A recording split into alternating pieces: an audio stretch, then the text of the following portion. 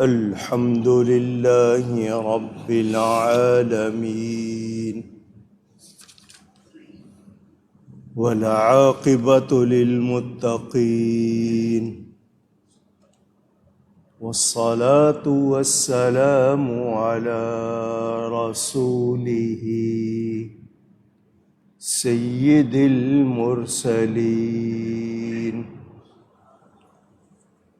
خاتم النبيين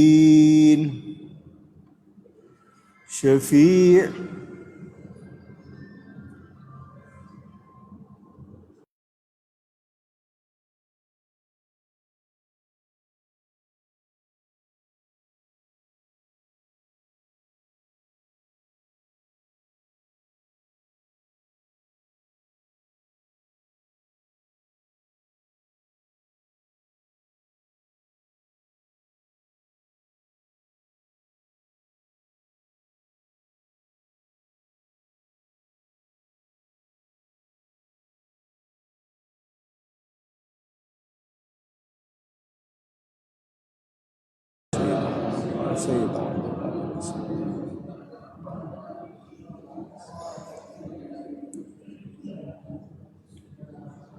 الحمد لله الحمد لله رب العالمين والصلاة والسلام على رسوله سيد المرسلين رحمة للعالمين شفيع المذنبين سيد الأولين والآخرين سيدنا ومولانا محمد رسول رب العالمين وعلى آله وصحبه أجمعين أما بعد فأعوذ بالله من الشيطان الرجيم بسم الله الرحمن الرحيم ولقد نصركم الله ببدر وأنتم أذلة فاتقوا الله لعلكم تشكرون صدق الله العلي العظيم. محبت کے ساتھ ایک مرتبہ دروشی پڑھ لیجئے. اللہم صلی علی سیدنا و مولانا محمد معدن الجود والکرم وآلہ وصحبہ وبارک وسلم.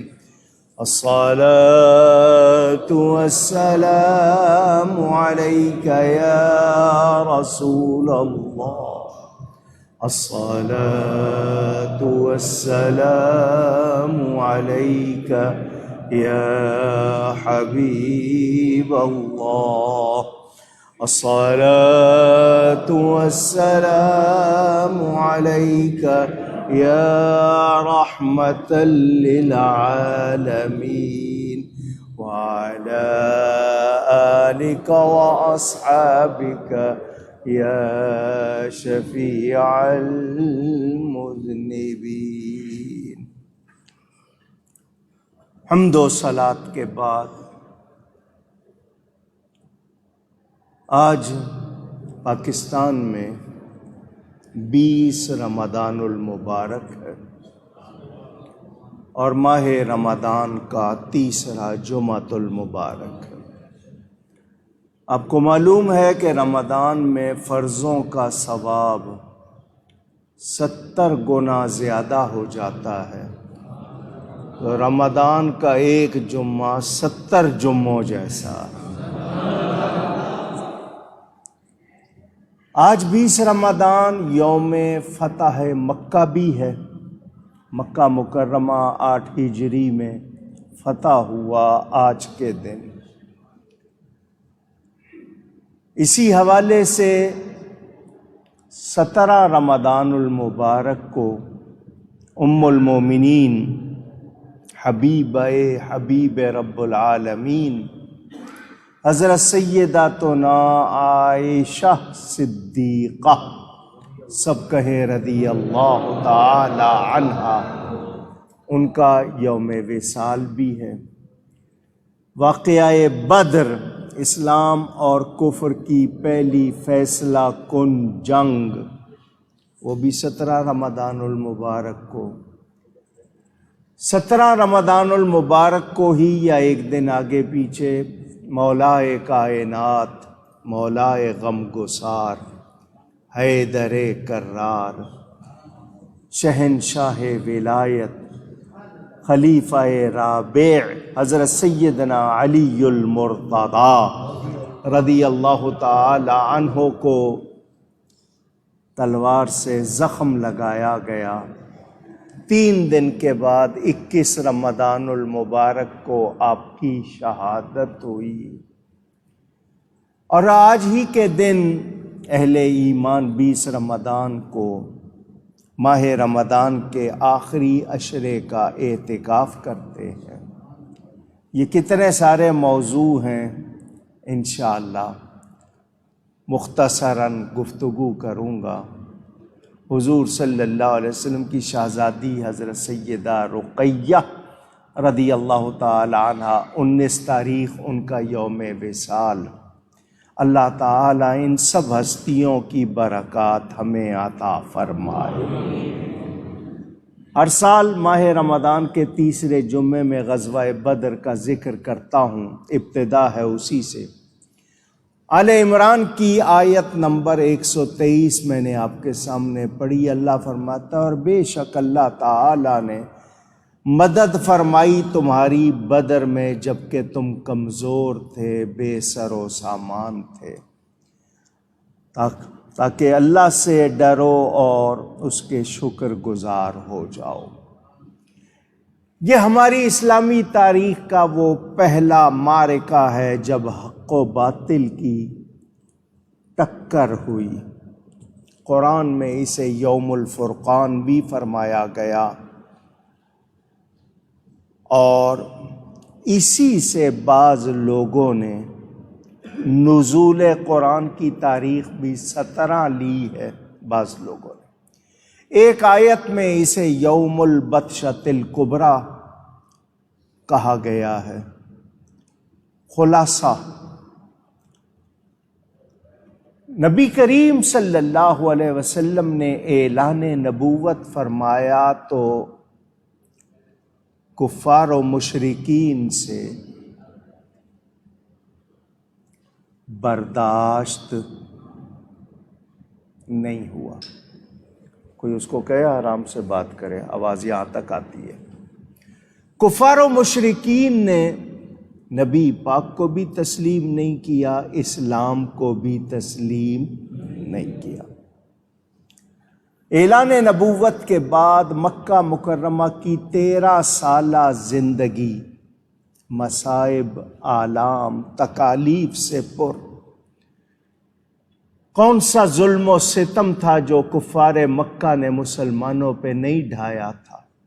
شیب ابی طالب 3 سال اس گھاٹی میں سوشل بائیکاٹ، معاشرتی مقاطعہ، یوں کہیے کہ زندہ رہنا مشکل بنا دیا، عرصہ حیات تنگ کر دیا۔ مسلمانوں نے 2 مرتبہ حبشہ کی طرف ہجرت کی، وہاں بھی ان کا پیچھا کیا گیا، ان کو وہاں بھی رہنے نہیں دیا۔ بالآخر اللہ کی طرف سے ہجرت کا حکم آ گیا، اور مسلمان مکہ مکرمہ سے مدینہ منورہ چلے گئے، اور اسلامی ریاست قائم ہو گئی۔ میرے دوستوں اور بزرگوں، میرے نبی پاک نے ہجرت فرمائی اس وقت بھی 40 جوان مختلف قبیلوں کے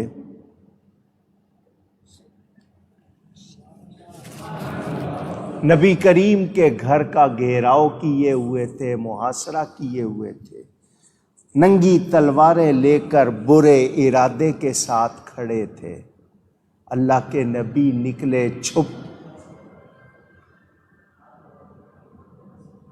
چھپ کر نہیں نکلے، سورہ یاسین کی تلاوت کرتے ہوئے نکلے۔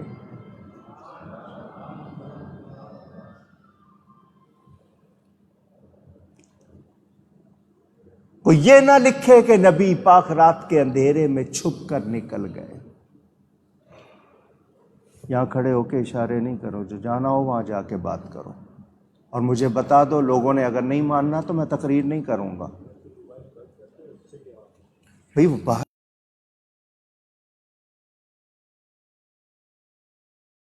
نبی کریم صلی اللہ علیہ وسلم سورہ یاسین کی تلاوت کرتے ہوئے گھر سے نکلے، مدینہ منورہ پہنچے تو وہاں پر بھی کافروں سے گوارا نہیں ہوا کہ مسلمان زندہ بچ کر کیوں چلے گئے، اور یہ وہاں جا کر مزے سے کیوں رہ رہے ہیں۔ انہوں نے ایک قافلہ تیار کیا، تجارتی قافلہ۔ مکے کے ہر شخص نے اس میں پیسے لگائے۔ ابو سفیان کی قیادت میں مکہ سے یہ قافلہ شام گیا۔ پیسے اس لیے لگائے کہ اس سے جتنی آمدنی ہوگی اس سے اسلحہ تیار کر کے مسلمانوں کے خلاف لڑیں گے۔ تمام اہل مکہ کا سرمایہ اس میں لگا ہوا تھا، ان کے ساتھ محافظ دستہ بھی تھا۔ میرے آقا کریم نے فرمایا نکلو، شاید اللہ ان کے مال ہمیں عطا فرمائے۔ ہجرت کو 19 مہینے گزر گئے تھے۔ رمضان کی 12 تاریخ تھی۔ حضور صلی اللہ علیہ وسلم نے اعلان فرمایا ہم اللہ کی راہ میں جہاد کے لیے نکلیں گے، آئے کون ہمارے ساتھ آتا ہے؟ حضور صلی اللہ علیہ وسلم نے اعلان فرمایا تو اس وقت 313 افراد تھے۔ ان میں بڑے بھی تھے، ان میں بچے بھی تھے، ان میں بوڑھے بھی تھے۔ عجب انداز سے آئے خدا کے چاہنے والے، زبان خشک پوشاک کے دریدہ، پاؤں میں چھالے، نہیں تھا 313 سے آگے تک شمار ان کا۔ سنا یہ ہے کہ ان کے ساتھ تھا پروردگار ان کا، تھے ان کے پاس 2 گھوڑے چزر ہیں، 8 شمشیریں، پلٹنے آئے تھے یہ لوگ دنیا بھر کی تقدیریں۔ نبی کریم صلی اللہ علیہ وسلم نے 3 افراد کے لیے ایک اونٹ مقرر فرمایا کہ باری باری بیٹھنا۔ اپنے اونٹ کو بھی اپنے لیے مخصوص نہیں فرمایا کہ یہ صرف میرا ہوگا، نہیں، اگر کرتے تو کوئی اعتراض نہ کرتا، لیکن مساوات کا درس دینے والے معلم اخلاق حسنہ، عملی نمونہ پیش کر رہے ہیں۔ حضور اپنی باری کے بعد اونٹ سے اترنے لگے تو دونوں جانثاروں نے عرض کی ہماری خوش نصیبی ہوگی کہ ہم اس کی رسی پکڑ کے چلیں اور آپ سوار رہیں۔ فرمایا مجھے بھی ثواب کی ضرورت ہے، مجھے بھی رب سے اجر چاہیے۔ اندازہ کریں اس ارشاد کو سن کر صحابہ کے ایمان کو کیسی توانائی ملی ہوگی اور امت کو کیسی تعلیم ملی۔ آج کوئی تھوڑا سا کسی کو عہدہ و منصب مل جائے، اس کا مزاج نہیں ملتا۔ ہم لوگ اگر غلامی کریں تو صرف نبی کی کریں، اسی میں ہمارے لیے عزت بھی ہے، راحت بھی ہے، کامیابی بھی ہے۔ ابو سفیان کو کہیں کسی نے خبر بھیج دی کہ تیرا پیچھا ہو رہا ہے، اسے فکر لاحق ہو گئی۔ اس نے مکہ کے لیے ایک شخص روانہ کیا اور بتایا ابو جہل اینڈ کمپنی جو بھی تھے مکہ میں سب مشتعل بپھر گئے۔ وہ لوگ بڑے حیران کہ کیا ہو رہا ہے۔ انہوں نے فوراً تیاری شروع کی، کیونکہ سبھی کا مال لگا ہوا تھا قافلے میں، تو قافلے کی حفاظت کے لیے، اور اب ادھر خبر آ گئی تھی تو انہوں نے کہا مسلمانوں کے خلاف نکلنا ہے۔ خوب چندہ کیا، لوگ جمع کیے، اکسانے والے سردار، ان کے اکسانے پر ابھارنے پر جوان تیار ہوئے۔ ابو لہب خوف زدہ تھا۔ اس کے خوف کی وجہ عاتقہ بنت عبد المطلب نبی پاک کی پھوپھی ہیں، ان کا ایک خواب تھا جو انہوں نے راز رکھنے پر حضرت عباس کو سنایا تھا، راز رکھنے کا وعدہ لے کر۔ یہ خواب آپ لوگوں کی تو سمجھ میں نہیں آئے گا، ان کی سمجھ میں آیا۔ اس خواب کیا دیکھا تھا کہ ایک اونٹ سوار آیا، وادی بطحا میں آ کر کھڑا ہو گیا۔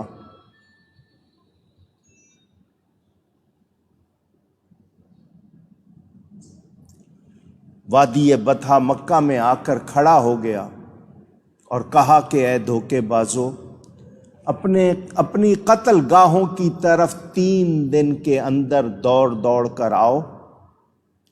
میں نے دیکھا کہ لوگ اس سوار کے گرد جمع ہو گئے، پھر وہ مسجد میں داخل ہوا، لوگ اس کے پیچھے پیچھے تھے۔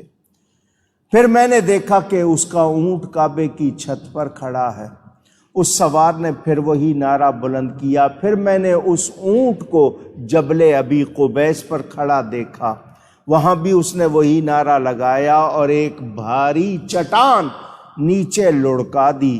اس چٹان کے نیچے آتے وہ پھٹی اور مکہ کا ہر گھر اس سے ٹکرا کر گر گیا۔ یہ خواب اس کو معلوم ہو گیا تھا۔ پھر اس خواب کی سب کو اطلاع ہو گئی۔ انہوں نے کہا 3 دن انتظار کریں گے ورنہ حضرت عباس کے گھرانے کو جھوٹا قرار دیں گے۔ لوگ حضرت عباس بن عبد المطلب نبی پاک کے چچا کے بارے میں غلط باتیں کرنے لگ گئے۔ اتنے میں قافلے کے حوالے سے ابو سفیان کی اپیل پہنچی کہ ہماری مدد کو آؤ۔ لوگوں نے کہا خواب سچا ہو گیا، خواب ثابت ہو گیا۔ امیہ بن خلف جو مکہ کا رئیس اعظم تھا، حضرت بلال اسی کے غلام تھے، اس نے جنگ میں شرکت نہ کرنے کا فیصلہ کیا۔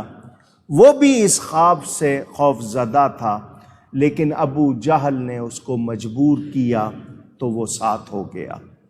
امیہ، عتبہ، شیبہ، زمعہ، عمیر، حکیم بن حزام، یہ سب جمع ہو کر حبل نامی بت کے پاس آئے۔ فال نکالی تو فال میں بھی منع آیا، لیکن ابو جہل کو مجبور کر دیا گیا تھا۔ لوگوں نے کہا تم سب اپنی قتل گاہ کی طرف جا رہے ہو، مرنے جا رہے ہو، ارادہ چھوڑ دو۔ لیکن وہ اس خیال میں تھا کہ جنگ کی نوبت ہی نہیں آئے گی، ہمارے پاس سامان ہے، اتنا سلسلہ ہے، اور ہم سے کوئی لڑنے کی بھول بھی نہیں کرے گا، ہم ویسے ہی جیتیں گے، ہم جائیں گے اپنا میلہ وغیرہ کر کے آ جائیں گے، روب ڈال کے آ جائیں گے۔ 3 دن تک تیاری ہوئی مکہ میں، 950 جوان تیار ہوئے، 100 گھوڑے تھے، زیرہ پوش جن کے پاس زیرہ تھی لوہے کی پہننے کے لیے وہ 100 تھے، پیادوں کے پاس 600 زرہیں تھیں اور سوار 100 تھے، 600 اونٹ تھے ان کے پاس، اتنا سامان۔ اور آپ سن چکے ہیں مسلمانوں کے پاس 2 گھوڑے تھے، 6 زرہیں تھیں اور پورے لشکر کے پاس صرف 8 تلواریں تھیں۔ صائب بن یزید ان کا علم بردار تھا، کافروں کی طرف سے جو شخص جھنڈا اٹھا رہا تھا بدر میں کافروں کی طرف سے، پھر اللہ نے اس کو عزت دی، یہ مسلمان ہوا۔ امام شافعی اسی کی اولاد میں ہوئے، اندازہ کریں۔ میرے دوستوں اور بزرگوں، ادھر نبی کریم صلی اللہ علیہ وآلہ وسلم کے ساتھ جو معاملہ تھا وہ سناتا ہوں۔ یہ جو 600 اونٹ لے کے جا رہے تھے، 100 ان کے پاس زیرہ پوش سوار تھے، ان کے ساتھ ناچنے والی عورتیں بھی تھیں جو رقص کرتی تھیں، ان کو کہتی تھی فکر نہ کرو ہم تمہارے لیے ہیں، جوش دلاتی تھیں ان کو۔ اللہ تعالیٰ نے ان کے غرور و تکبر کا ذکر کیا، سورہ انفال کی آیت نمبر 47 دیکھ لیجئے گا۔ اس دوران ان کو ایک تکلیف دہ خیال وہ بہت ستا رہا تھا۔ مکہ کے قریش نے بنی کنانہ کے ایک بوڑھے کو قتل کر دیا تھا، بدل میں ان کے علاقے سے قریش کا ایک جوان گزرا تو انہوں نے اس کو قتل کر دیا۔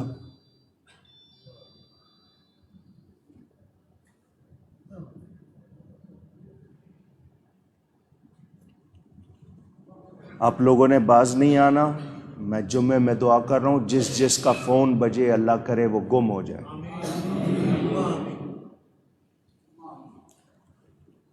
مجھے غصہ دلا رہے ہیں آپ تو میں تقریر روک دوں گا۔ حیرت کی بات ہے، آپ مسلمان ہیں، کہنے کے باوجود نہیں ٹل رہے آپ۔ وہاں پر عدل بدل، یعنی ایک کا قتل ہوا تو جواب میں دوسرے کا قتل، یہ رواج تھا۔ کچھ عرصے بعد بنی کنانہ کا ایک سردار عامر مر الزہران سے گزرا تو مقتول قریش کے بھائی نے اس سردار کو قتل کر دیا اور اس کی تلوار لا کر کعبے کے غلاف سے لٹکا دی۔ مکہ والوں نے تلوار پہچان لی اور عامر کے قتل کا بھی علم ہو گیا اور یہ بھی پتہ چل گیا کہ کس نے قتل کیا۔ انہیں یہ فکر تھی کہ ہم قافلے کے تحفظ کے لیے سفر پر نکلیں تو کہیں بنی کنانہ ہمارے خالی گھروں پر حملہ کر کے ہمارے بیوی بچوں کو قید اور ہمارے مال و اسباب پر قبضہ نہ کر لیں۔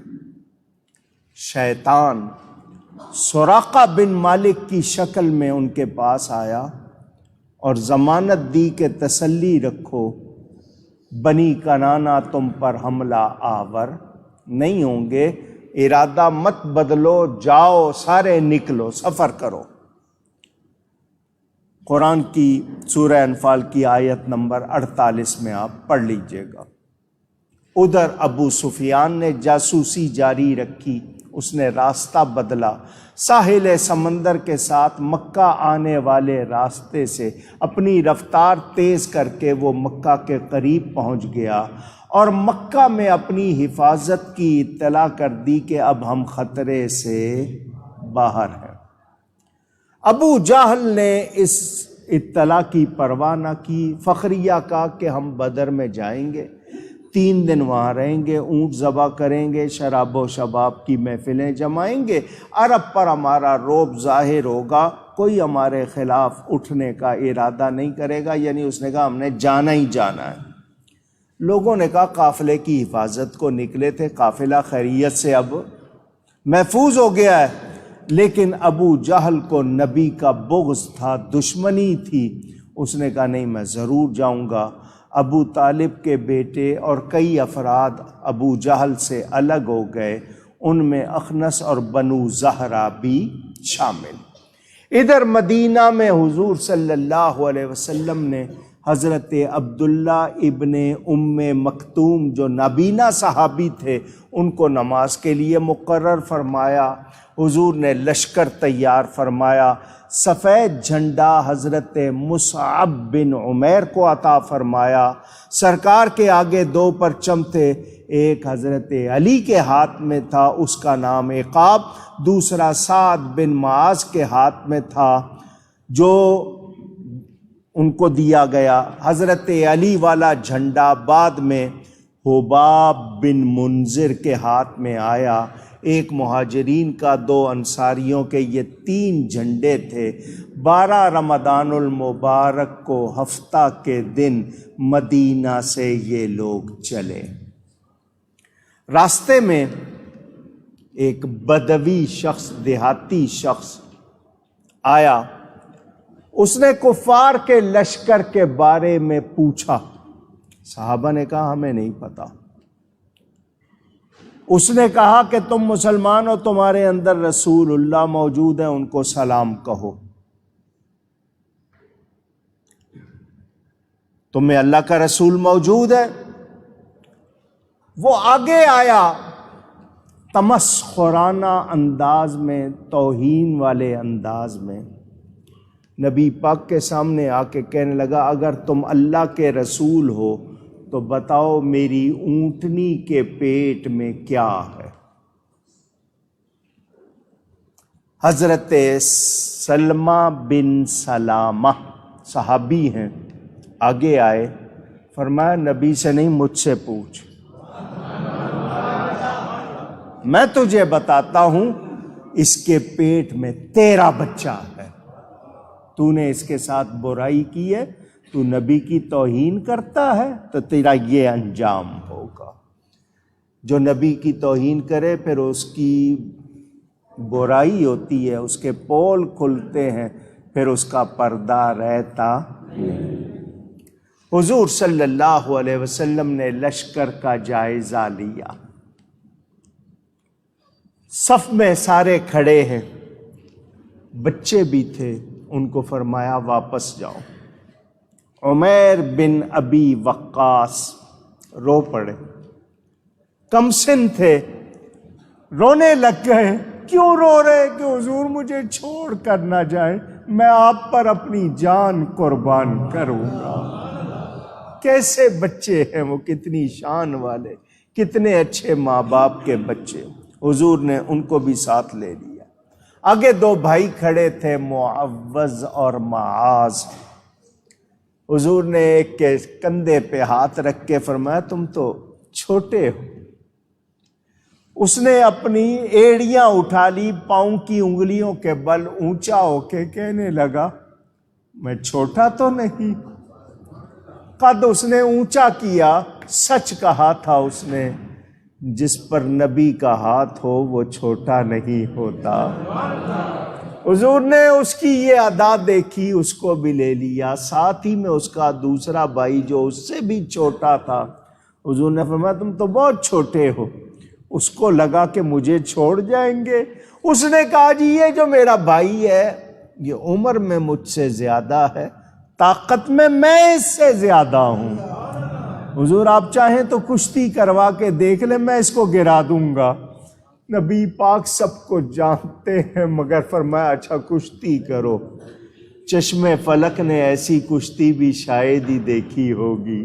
یہ 2 بچے آپس میں کیوں گتھم گتھا ہو رہے ہیں کہ اللہ کا رسول انہیں جہاد میں ساتھ لے جائے۔ چھوٹے نے بڑے کو آنکھوں آنکھوں میں اشارہ کر دیا، اس نے بھی کہا میں سمجھ گیا ہوں۔ دونوں الجھے، چھوٹے نے بڑے کو گرا دیا، نبی نے دونوں کو ساتھ لے لیا۔ یہاں آپ کو صرف ایک بات اشارہ کر دوں، یہ دونوں وہی ہیں جنہوں نے ابو جہل کو قتل کیا تھا۔ حضور صلی اللہ علیہ وسلم سارے راستے دعائیں فرما رہے ہیں، اکثر مقامات، اے اللہ یہ پیدل ہیں، پیادہ ہیں، ان کو سواریاں دے، ان کے پاس کپڑے نہیں ہیں، ان کو پوشاکیں دے، یہ فاقے سے ہیں، ان کو غذائیں دے، یہ مفلس ہیں، ان کو غنی کر دے۔ قافلے کی خبرداری کے لیے جاسوس بھجوائے گئے، ادھر ابو سفیان کو بھی دھڑکا لگا ہوا تھا، وہ راستہ بدل کے سمندر کے ساتھ سفر کرتا کرتا مکہ کے قریب پہنچ گیا تھا۔ اس نے پیغام بھیج دیا لیکن ابو جہل اڑا رہا۔ ابو سفیان کو جب یہ بات معلوم ہوئی تو اس نے کہا کہ ابو جہل کی شامت آئی ہے، ہم آ گئے خیریت سے، اب کیوں جا رہا ہے؟ حضور صلی اللہ علیہ وسلم نے صحابہ کو روزہ رکھنے سے منع کر دیا کہ سفر ہے، جنگ کرنی ہے۔ زفران کے مقام پر سرکار کو کفار مکہ کے لشکر کی اطلاع ملی اور قافلے کے بچ جانے کا بھی حال بتایا گیا۔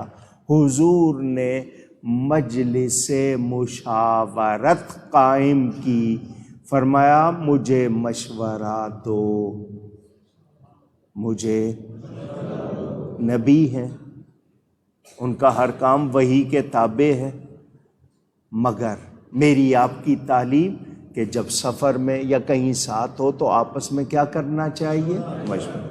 مہاجرین و انصار سب جمع تھے، حضور صلی اللہ علیہ وسلم نے ان کو فرمایا کیا کہتے ہو؟ سب نے بڑی پیاری باتیں کی۔ مقداد بن عمر اٹھے اور کہا جدھر اللہ نے حکم دیا ہے چلیے، ہم وہ جواب نہیں دیں گے جو بنی اسرائیل نے موسیٰ علیہ السلام کو دیا تھا، اذهب انت وربک فقاتلا انا ہاہنا قاعدون، کہ جی جائیں آپ اور آپ کا رب جا کے لڑے، ہم تو یہاں بیٹھے ہوئے مزے سے۔ انہوں نے کہا ہم ایسا نہیں کہیں گے، ہم ہرگز آپ کا ساتھ نہیں چھوڑیں گے۔ حضور بار بار فرما رہے ہیں اشیروا علی ایھا الناس، اے لوگوں مجھے مشورہ دو۔ سعد بن معاذ اٹھے اور عرض کی ہم نے آپ کے ہر فرمان پر بے چونو چرا اگر مگر کیے بغیر عمل کا وعدہ کیا ہے، آپ ہمیں سمندر میں لے جائیں گے، ہم جائیں گے۔ ہمیں امید ہے اللہ آپ کو ہم سے وہ کارنامے دکھائے گا جس سے آپ کی آنکھیں ٹھنڈی ہوں گی۔ حضور صلی اللہ علیہ وسلم نے فرمایا روانہ ہو جاؤ، اللہ نے ہماری فتح کا وعدہ کر لیا۔ فرمایا میں قتل گاہیں دیکھ رہا ہوں ان کی جو قتل ہوں گے۔ مدینہ منورہ سے مغرب مائل بجنوب 80 میل کا فاصلہ ہے۔ بدر ایک کنویں کا نام جس کی وجہ سے کہتے ہیں ایک شخص کا نام تھا، تو یہ پورا گول سا چونکہ پورا چاند اس کو بھی بدر کہتے ہیں۔ اس کے چاروں طرف پہاڑوں میں گھرا ہوا علاقہ تھا۔ اس کا طول اور عرض، طول کہتے ہیں لمبائی کو، عرض کہتے ہیں چوڑائی کو، 5 میل لمبا 4 میل چوڑا۔ شمال و جنوب میں سفیدی مائل 2 ٹیلے العدوۃ الدنیا اور العدوۃ القصویٰ کے نام سے، قریب کا ناکہ دور کا ناکہ، قرآن میں یہ الفاظ آئے۔ حضور صلی اللہ علیہ وسلم عدوۃ الدنیا کی طرف سے بدر میں داخل ہوئے۔ کنویں کے پاس قیام کا ارادہ کیا تو حباب بن منذر نے پوچھا کیا یہاں پر رکنے کا حکم ہے؟ حضور نے فرمایا نہیں۔ انہوں نے کہا جی جنگ ایک چال ہوتی ہے، یہاں سے آگے چلیے، وہاں ٹھہریے جہاں سارے کنویں ہمارے پیچھے ہو جائیں تاکہ ہم کنووں کو بند کر دیں، صرف ایک کنواں رہے، حوض بنا کر ہم پانی جمع کر لیں گے اور دشمن کو نہیں ملے گا۔ یہ ایک چال ہے تو دشمن اس سے کمزور پڑے گا۔ حضور نے فرمایا تمہاری رائے بھی قبول ہے جیسا کہتے ہو، یعنی حوصلہ دیا ان کو۔ میرے آقا کریم میدان میں نکلے، کہاں نکلے؟ سارا میدان حضور نے، ہاتھ میں چھڑی ہے، حضور نشان لگا رہے، کل ابو جہل کی لاش یہاں ہوگی، عتبہ کی یہاں ہوگی، شیبہ کی یہاں ہوگی۔ اللہ کے نبی اللہ کی عطا سے سب کچھ جانتا۔ ماذا تکسب غدا، کل کیا کرو گے؟ بِأَيِّ أَرْضٍ تموت، کون کہاں مرے گا؟ اللہ کے بتانے سے اس کا حبیب جانتا ہے۔ کفار نے خشک جگہ جو تھی میدان کی وہ پسند کر لی، مسلمانوں کے حصے میں ریتلا حصہ آ چکا تھا، وہ پسند کر چکے تھے۔ کافروں نے سمجھا یہ خشک حصہ ہے، ہمیں مدد دے گا۔ مسلمانوں کے پاس ریتلا حصہ، گرمی تھی سخت، دعا صحرا نے مانگی، اگر اب میرے دامن سے ہوائے گرم آئے گی تو مجھ کو رحمت للعالمین سے شرم آئے گی۔ دعا صحرا نے مانگی، دامن امید پھیلا کر، یکا یک ابر باران آسماں پر چھا گیا آخر۔ بارش ہوئی اور خوب ہوئی، ریت والا حصہ جم کر پختہ ہو گیا، دوسری طرف جو خشک حصہ کافروں نے چنا تھا وہ کیچڑ سے بھر گیا۔ انہوں نے اپنے لیے جو جگہ چنی وہ ان کو مفید نہ رہی۔ جمعہ کی شب تھی، ایک ٹیلے پر نبی پاک صلی اللہ علیہ وسلم کے لیے عریش خیمے کو کہتے ہیں، وہ لگایا گیا۔ آج وہاں مسجد عریش بنی ہوئی ہے۔ اللہ ہم سب کو وہاں پر بھی جا کر نماز پڑھنے کی توفیق عطا فرمائے۔ اس خیمے میں جس میں نبی پاک صلی اللہ علیہ وسلم تھے، حضرت ابو بکر کے سوا کسی کو ٹھہرنے کی اجازت نہیں تھی۔ سعد بن معاذ باہر پہرا دیتے رہے، حضور صلی اللہ علیہ وسلم ساری رات دعا کر رہے، حالانکہ فتح کا وعدہ ہو چکا، پھر بھی دعا کا سلسلہ چھوڑا نہیں۔ یہ میری آپ کی تعلیم۔ صحابہ حضور نے ان کو آرام کے لیے فرمایا۔ حضرت علی نے سنا بار بار یا حیو یا قیوم، یہ آواز خیمے سے آتی ہے، نبی پاک رب کو پکار رہے ہیں۔ پڑے تھے ایک طرف افراد امت خواب راحت میں، محمد کی زباں وقف دعا تھی فکر امت میں، صلی اللہ علیہ وسلم۔ وہ جس کے گھر قبولیت مرادیں مانگنے آئے، وہی اس وقت سجدے میں جھکاتا ہاتھ پھیلائے۔ حضور نے جو چادر مبارک اوڑھی ہوئی تھی، اتنا ہاتھ اٹھاتے کہ وہ نیچے آ جاتی، عاجزی کے ساتھ دعائیں کرتے رہے۔ صبح میرے آقا کریم صلی اللہ علیہ وسلم وادی میں آئے، دعا فرمائی، یا اللہ یہ تجھے تیرے رسول کو جھٹلانے کے لیے فخر سے آئے ہیں، کافر ان کو ہلاک کر دے۔ عتبہ بن ربی نے دیکھا تو اس نے اپنی قوم کو کہا واپس چلو واپس جاؤ۔ حکیم بن حزام پانی پینے آئے تو صحابہ نے روکا، حضور نے اجازت دے دی، ان کے سوا باقی کفار جنہوں نے اس حوض کا پانی پیا تھا سب مارے گئے۔ عمیر بن وہب لشکر اسلام کو دیکھنے آیا، واپس جا کر اس نے بیان دیا کہ ان لوگوں کے پاس بچاؤ کا سامان تو نہیں ہے، مگر یہ لوگ واپس لوٹنے کے ارادے سے نہیں آئے، یہ جو جوش اور جذبہ رکھتے ہیں وہ ہم میں کسی کے پاس نہیں، یوں لگتا ہے ہم سب مارے جائیں گے، یہ سب یوں ہی باقی رہیں گے۔ ابو سلمہ بھی دیکھنے آیا، اس نے بیان دیا یہ قوم اسلحہ و سامان کے انبار سے خالی ہے لیکن جان کی بازی لگانے والے ہیں، سردار جتنے تھے وہ سب واپسی پر آمادہ کہ نہیں ہمیں واپس چلے جانا چاہیے۔ ابو جہل اڑا رہا، نہیں جانا۔ ادھر روزانہ 9 اور 10 اونٹ ذبح ہوتے، ناچ گانا ہوتا، ہنگامہ ہوتا، شراب چلتی، ادھر نماز ہوتی، دعائیں ہوتی، اور سب کے سب اللہ کی راہ میں شہادت مانگتے کہ ہمیں شہادت عطا فرما۔ یہ لشکر ساری دنیا سے انوکھا تھا، نرالا تھا کہ اس لشکر کا افسر ایک کالی کملی والا تھا۔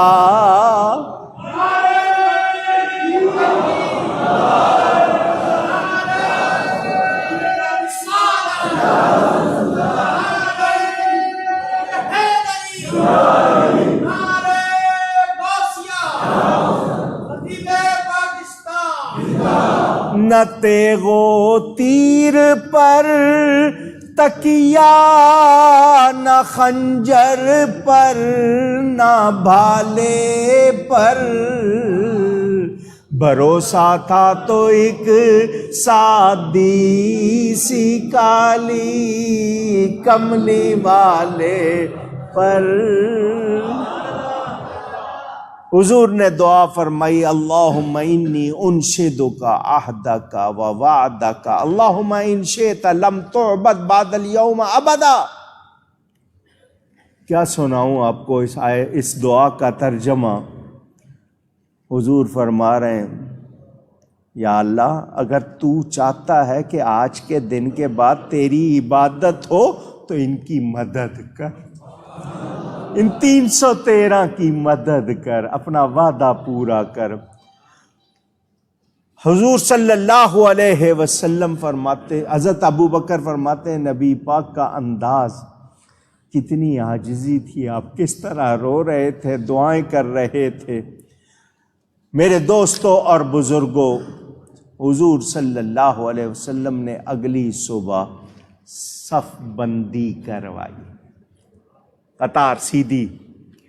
سواد بن غزیہ آگے نکلے کھڑے تھے، حضور کے ہاتھ میں تیر تھا، ہلکا سا ان کے پیٹ پہ مارا، استوے یا سواد، سیدھا لائن سیدھی کرو اے سواد۔ اس نے کہا حضور آپ نے جو مجھے یہ تیر مارا ہے اس سے مجھے چوٹ لگی ہے، تکلیف ہوئی ہے، فاقدنی، مجھے بدلہ دیجیے۔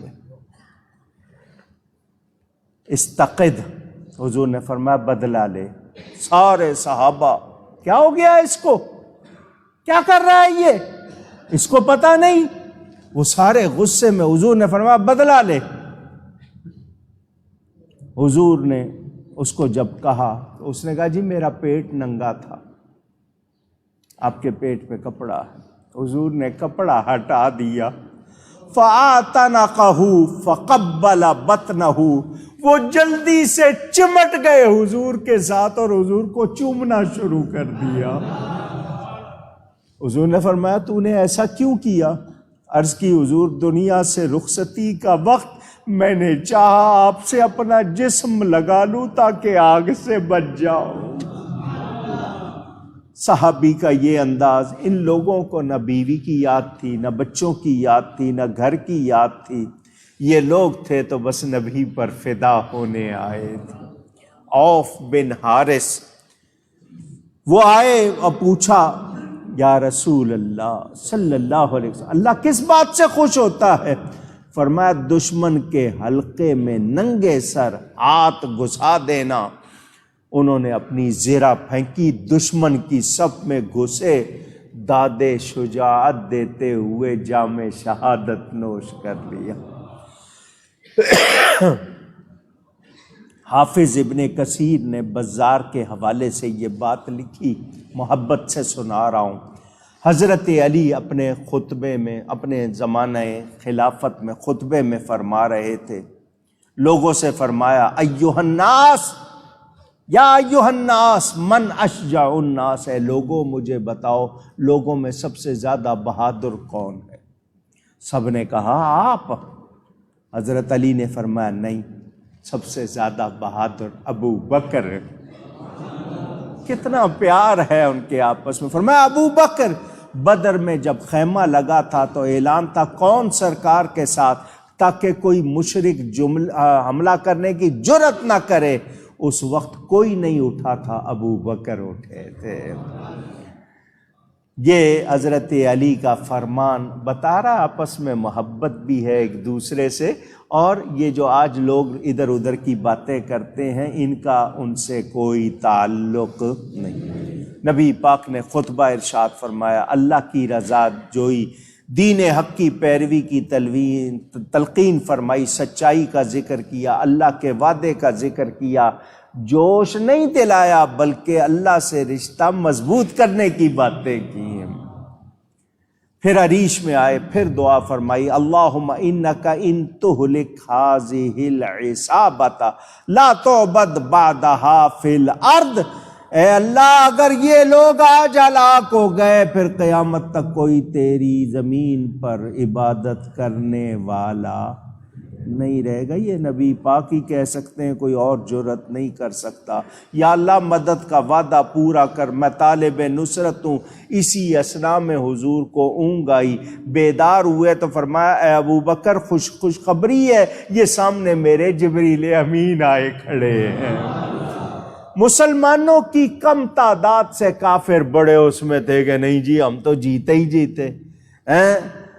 वो बकवास करने लगे कि हम और मोहम्मद के उनके असहाब को तितर बितर कर देंगे, उन्हें कत्ल क्या करना है, पकड़ते जाओ, रस्सियों से बांध दो। इधर मेरे आका दुआ कर रहे थे, मैं आपको बता चुका, ये वो लश्कर नहीं था जिसको सामान पे भरोसा था, इनको अल्लाह के हबीब पर भरोसा था। जंग का आगाज हुआ, असवद बिन अब्दुल असद मखजूमी ने इब्तिदा की। ये बहुत ही बुरा, बहुत ही गंदा आदमी, इसने ऐलान किया कि वो मुसलमानों के हौज से पानी पिएगा और उसे गिरा देगा। हज़रत हमज़ा उस पर झपटे और उसकी पिंडली काट दी।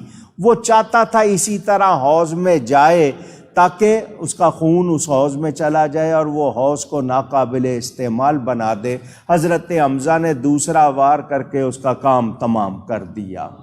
असवद को यूं दो टुकड़े देखकर उतबा बिन रबिया जोश से उठा, अपने भाई शैबा को दाएं और अपने बेटे वलीद को बाईं तरफ लेके सफ़ों के दरमियान आकर खड़ा हो गया। जंग की दावत दी।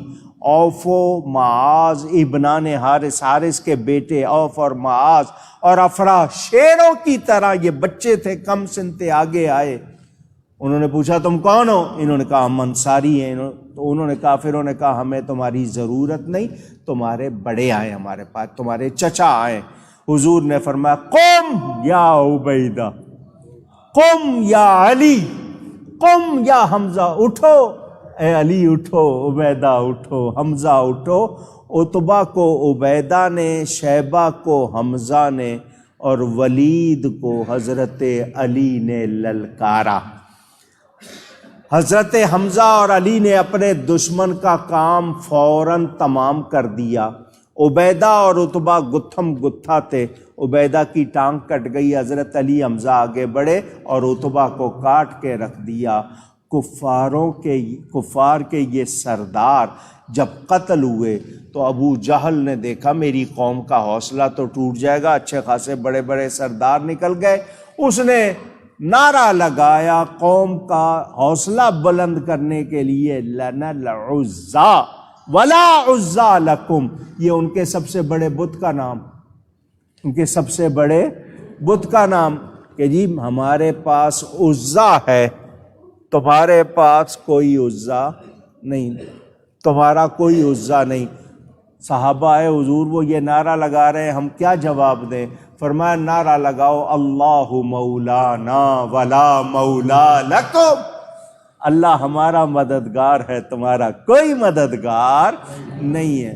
بدر میں پہلے شہید ہوئے حضرت فاروق اعظم کے غلام تھے، مہجا یا مہجا، یہ ان کو تیر لگا کسی کا اور یہ شہید ہو گئے۔ دوسرے شہید حارثہ بن سراقہ پانی لے رہے تھے، انہیں بھی کسی نے تاک کر، کہتے ہیں نا ٹارگٹ کر کے تیر مارا، یہ بھی شہید ہو گئے۔ یہ حارثہ بن سراقہ، بات سناتا ہوں آپ کو ہر سال، پھر سنا رہا ہوں، یہ شہید ہو گئے۔ جب حضور واپس آئے مدینہ تو ان کی ماں آئی حضور کے پاس، میرا بیٹا کہاں ہے، میرا بیٹا کہاں؟ اگر جنت میں ہے میں صبر کروں گی، ورنہ پھر میں روں گی، اور ایسا روں گی کہ دنیا یاد کرے گی۔ حضور صلی اللہ علیہ وسلم نے فرمایا تیرا بیٹا جنت الفردوس میں ہے۔ سبحان اللہ کہنے والوں، ابھی بات نہیں سمجھے، 8 جنتیں ہیں، کتنی؟ صرف چوڑائی آسمانوں اور زمین کے برابر ہے، صرف چوڑائی آسمانوں اور، میرے آقا مدینے سے، وہ کہہ رہی ہے میرا بیٹا کہاں ہے؟ حضور دیکھ رہے ہیں ساری جنت نبی کے سامنے، حضور پوری جنت دیکھ لیتے ہیں، کس درجے میں بیٹا ہے وہ بھی دیکھ لیتے ہیں اور بتا دیتے ہیں۔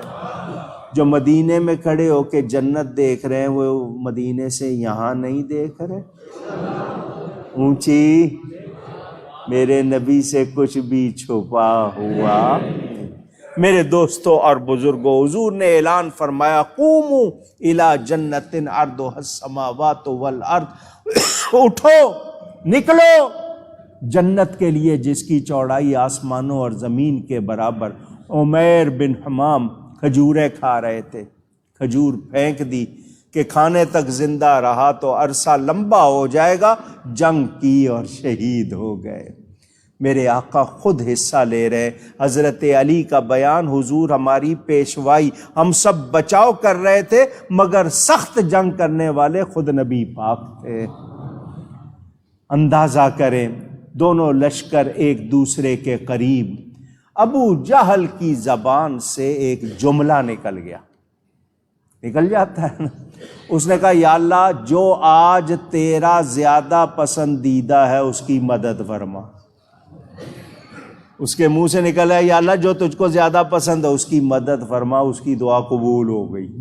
قرآن نے اسی کا جواب دیا ہے، ان تستفتحوا فقد جاءکم الفتح۔ امیہ بن خلف جو حضرت بلال پر بہت زیادہ مصائب اور ظلم کرتا تھا، اذیتیں پہنچاتا تھا، حضرت بلال نے اسے اور اس کے بیٹے کو ٹکڑے ٹکڑے کر دیا۔ صحابہ کا بیان تھا ہم تلوار چلاتے تھے، ہماری تلوار ابھی کافر کی گردن تک نہیں پہنچتی تھی، اس کا سر پہلے گر جاتا تھا۔ 5000 فرشتے آئے تھے مدد کو، اور فرشتوں کو حکم تھا دیکھو نام میرے نبی کے غلام کا ہی ہونا چاہیے، تاکہ یہ ہو کہ اسی نے کیا ہے۔ تو جب تک میرے نبی کا صحابی، میرے نبی کا غلام تلوار نہ اٹھائے تم نے آگے نہیں دکھانا، وہ تلوار اٹھائے سر تم گرانا تاکہ نام نبی کے غلام کا یہ ہو۔ میرے دوستوں اور بزرگوں، ابلیس سراقہ بن مالک کی شکل میں آیا، جب اس نے فرشتوں کو دیکھا تو بھاگنے لگا۔ حارث بن ہشام نے کہا ہمیں جنگ میں دھکیل کے کہاں جا رہے ہو؟ اس نے کہا جو میں دیکھ رہا ہوں وہ تم نہیں دیکھ رہے۔ میں کیا دیکھ رہا ہوں؟ ابو جہل اور یہ سارے جو ہیں یہ سارے آج مارے جائیں گے۔ اس نے کہا اللہ کا عذاب آ چکا ہے۔ ابو جہل نے کہا عتبہ و شیبہ ولید جلدی کی وجہ سے مارے گئے، سراقہ کے بھاگ جانے سے کم ہمت نہ بنو، لات و عزا کی قسم ہم ان سب کو مزہ چکھائیں گے۔ میرے آقا نے پھر دعا فرمائی۔ جبریل نے کہا حضور ایک مٹھی لے لے ہاتھ میں، ان ظالموں کی طرف پھینکیے۔ حضور نے مٹھی لی، اس میں مٹی اور کنکریاں، حضور نے یوں پھینکا اور فرمایا شاہت الوجوہ اللہم ارعب قلوبہم وزلزل اقدامہم۔ جس کے چہرے کو وہ کنکری لگی، وہ خاک لگی، وہ ایسے اکھڑے کہ بھاگے، وہ ٹھہر نہیں سکے۔ نبی پاک کی وہ کنکریاں ان کے لیے بم بن گئیں۔ چشم زدن میں پانسا پلٹ گیا۔ ابو جہل بہت بڑے گھیرے میں تھا، اس کے ارد گرد خاصا عملہ تھا۔ حضرت عبد الرحمن بن عوف کہتے ہیں گھمسان کی جنگ جاری تھی، میں صف میں تھا، میرے دائیں بائیں 2 نوعمر انصاری لڑکے آ گئے، وہی معوذ اور معاذ جن کی کشتی ہوئی تھی۔ ایک نے کہا ہل تعرف ابا جہل، چچا کیا تم ابو جہل کو پہچانتے ہو؟ انہوں نے کہا ہاں خوب پہچانتا ہوں، تمہیں اس سے کیا کام؟ تو بچوں نے کیا کہا؟ قسم کھائی ہے مر جائیں گے یا ماریں گے ناری کو، سنا ہے گالیاں دیتا ہے وہ محبوب باری کو۔ ماؤں نے کیا تربیت کی تھی بچوں کی کہ جو نبی کے بارے میں بد کلامی کرے وہ رہنا نہیں چاہیے، وہ رہنا، ہم خود مر جائیں گے یا اس کو مار دیں گے۔ یہ دیکھیں مسلمانوں کا جذبہ۔ حضرت عبد الرحمن بن عوف کہتے ہیں میں نے کہا دیکھو وہ، میں نے اشارہ کیا وہ دیکھو، حفاظت کر رہا ہے گرد جس کے فوج کا دستہ۔ تو بچوں نے کہا یہ دستہ کب تلک روکے گا اسرائیل کا رستہ؟ انہوں نے تلواریں کھینچی، خدا حافظ کہا اور کھینچ لی دونوں نے شمشیریں، بڑے یکبارگی کہتے ہوئے پرجوش تکبیریں، اللہ اکبر کا نعرہ لگاتے ہوئے یہ دونوں آگے بڑھے، عقابوں کی طرح اس پر جھپٹے اور اس کو گھائل کر دیا۔ اتنی تیزی سے یہ کام ہوا کہ وہ جو سارا دستہ تھا وہ بھی پریشان، ایک کو انہوں نے وار کر کے قتل کر دیا، دوسرے پہ وار کیا تو اس کا بازو کٹ گیا۔ وہ چاہتا تھا کہ اپنے بازو کا وہ چمڑا جو گوشت لگا ہوا ہے اپنے پاؤں کے نیچے کھینچ کے الگ کر دے تاکہ ایک ہاتھ سے لڑے، صحابہ نے اس کو پکڑ لیا، حضور صلی اللہ علیہ وسلم کے پاس لے آئے اور عرض کی حضور ہم نے ابو جہل کو ٹکانے لگا دیا۔ میرے آقا خوش ہوئے، جس تلوار سے قتل کیا تھا فرمایا اس کو صاف تو نہیں کیا ہے نا؟ کہا جی نہیں۔ فرمایا یہ سنبھال کے رکھنی ہے، ہر امت میں ایک فرعون ہوتا ہے، اس امت کا فرعون ابا جہل، یہ ابو جہل، حضور نے اس کو بطور نشانی رکھا۔ یہاں سے آپ کو کتنا پیغام، فرمایا یہ عمر بن ہشام اس امت کا ابو جہل۔ حضرت معاذ نے جب وار کیا تو اکرمہ نے، ابو جہل کا بیٹا تھا، گردن پر تلوار کا وار کیا، بازو کٹ گیا تھا تو انہیں لائے گئے۔ حضور صلی اللہ علیہ وسلم نے یہ نہیں فرمایا جلدی سے کوئی ہڈی جوڑ، کوئی جراح، کوئی ڈھونڈو، نہیں، میرے آقا نے اپنی تھوک مبارک کٹے ہوئے گوشت پہ لگائی، اس کو جوڑ کے بٹھایا، کپڑا باندھ دیا، کپڑا کھولا تو کٹنے کا نشان بھی نہیں تھا۔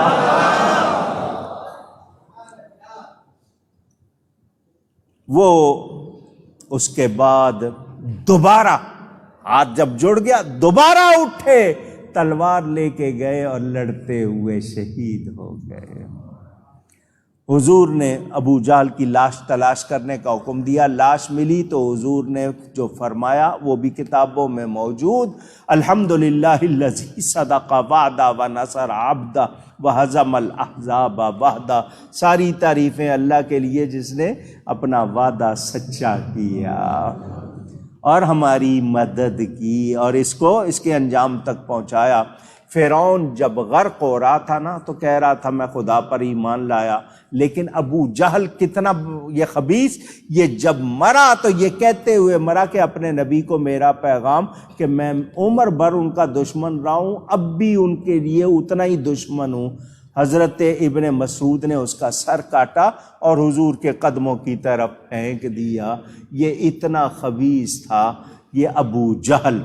زبیر بن عوام نبی پاک صلی اللہ علیہ وسلم کے رشتہ دار بھی ہیں، ان کا مقابلہ عبیدہ بن سعید بن عاص، وہ سر سے لے کر پاؤں تک لوہے میں غرق، یعنی اس نے کوئی اپنے جسم کا حصہ ایسا نہیں رکھا تھا جس پہ لوہے کا لباس نہیں پہنا ہوتا، صرف آنکھوں کا یہ اتنا حصہ خالی۔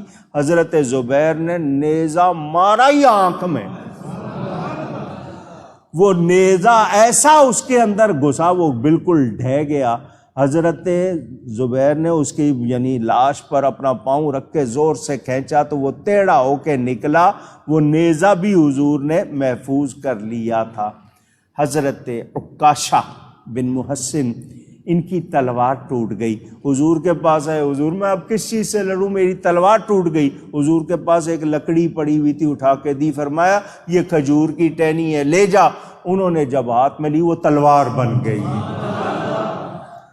یہ وہ ہیں جن کے لیے حضرت عکاشہ کا نام سنا آپ نے، میں آپ کو ایک اشارہ کر دوں، حضور صلی اللہ علیہ وسلم کا ایک ارشاد کہ میرے 70,000 امتی وہ جن کو بغیر حساب و کتاب کے حکم ہوگا جاؤ جنت میں۔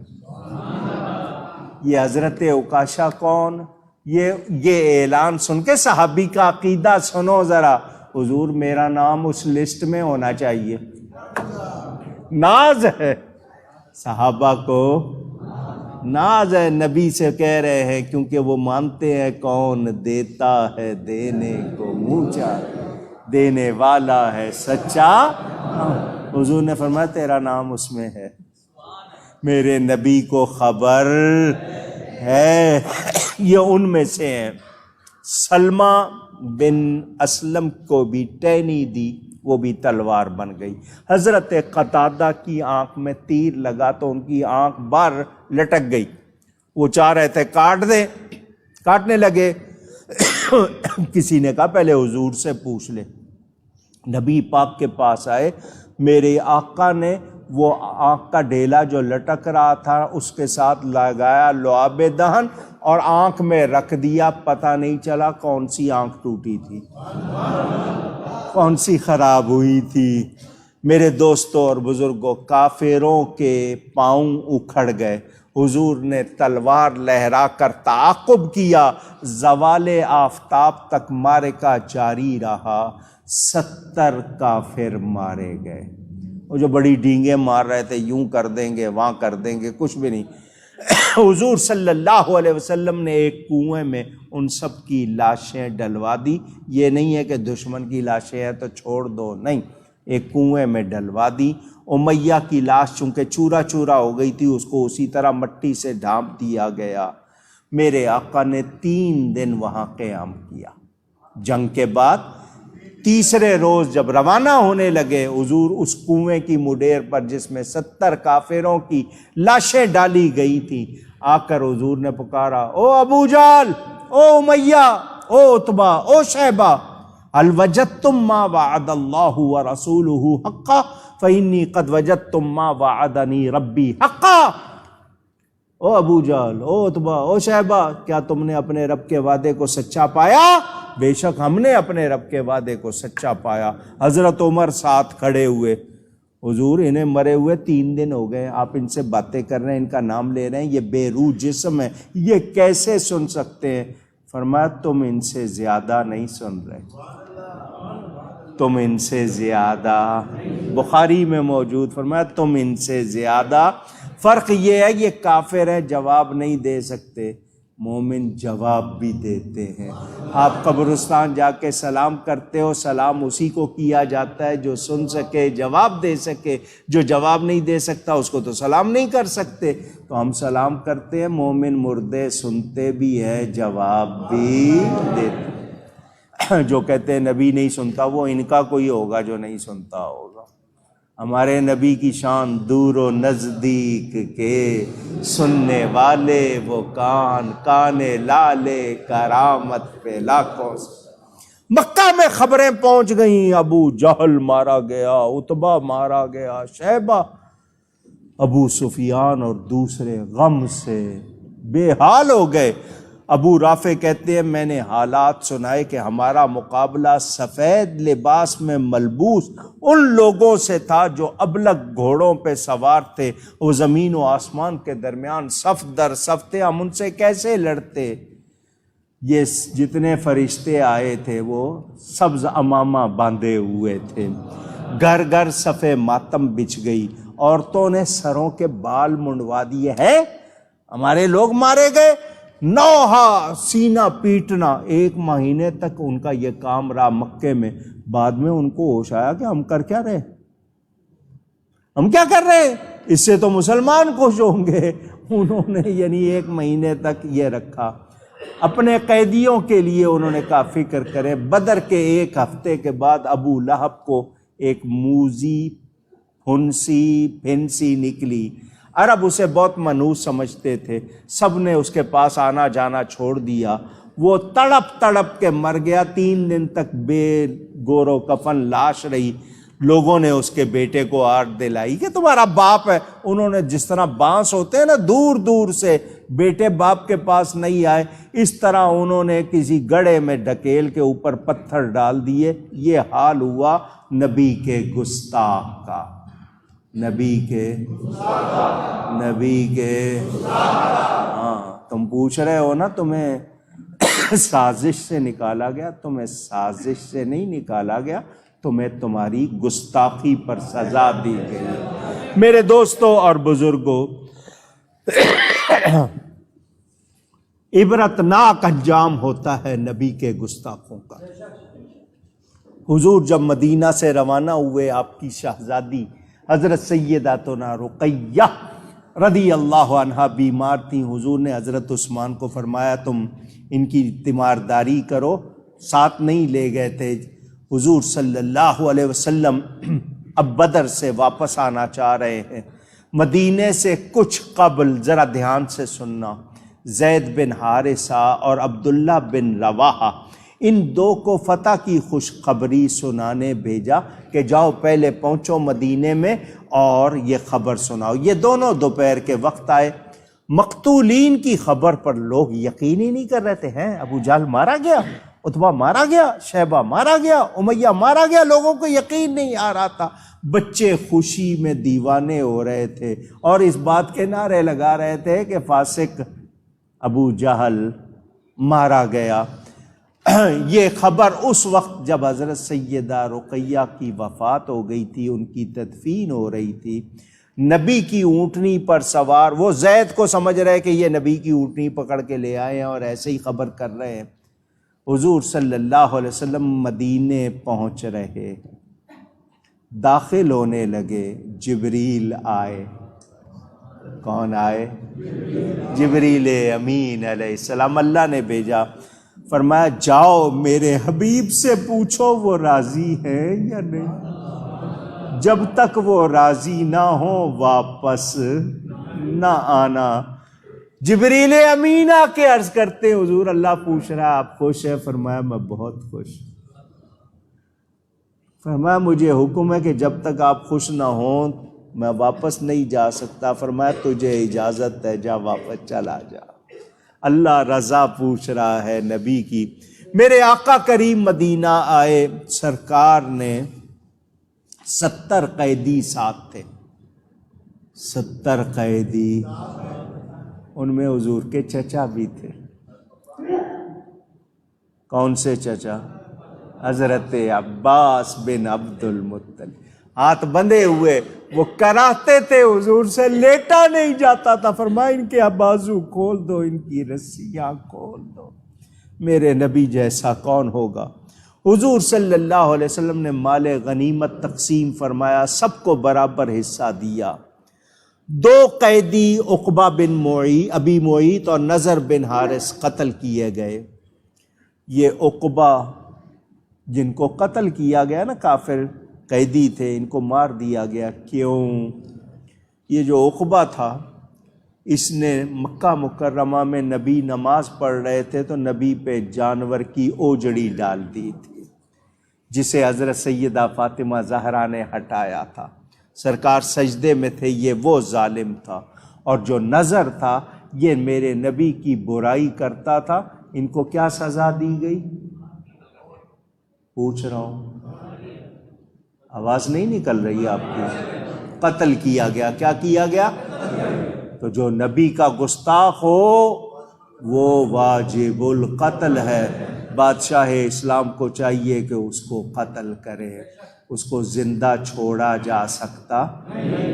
تم نے تو نبی کی گالیاں دینے والی عورت کو عزت کے ساتھ باہر بھیجا تھا نا، اسی لیے خود ذلیل ہوئے۔ سمجھ آئی آپ کو؟ آگے دیکھ، اسیران جنگ جو تھے، قیدی جو تھے، حضور نے فرمایا ان کے کھانے پینے کا انتظام صحابہ میں تقسیم کر دیا۔ قیدی ہیں، دشمن ہیں، صحابہ خود کھجوریں کھا کے گزارا کرتے، ان قیدیوں کو کھانا کھلاتے تھے۔ اندازہ کرے مسلمانوں کے احوال۔ بچیوں نے دف بجا کر نبی کا استقبال کیا تھا مدینہ میں جب حضور آئے تھے۔ قیدیوں کے لیے حضور نے رائے مانگی صحابہ سے، کیا کریں؟ صدیق اکبر کی رائے تھی کہ ان سے فدیہ لیا جائے، اس سرمایے سے مسلمانوں کو طاقت ملے گی۔ حضرت عمر نے کہا سب کی گردن اڑا دو تاکہ آئندہ کوئی سر نہ اٹھائیں۔ حضرت ابوبکر کی رائے پسند کی گئی، فدیہ مقرر ہوا، 4000، 2000، 1000، جس کے پاس بالکل بھی نہیں ہے اس کو بغیر اس کے چھوڑ دیا جائے۔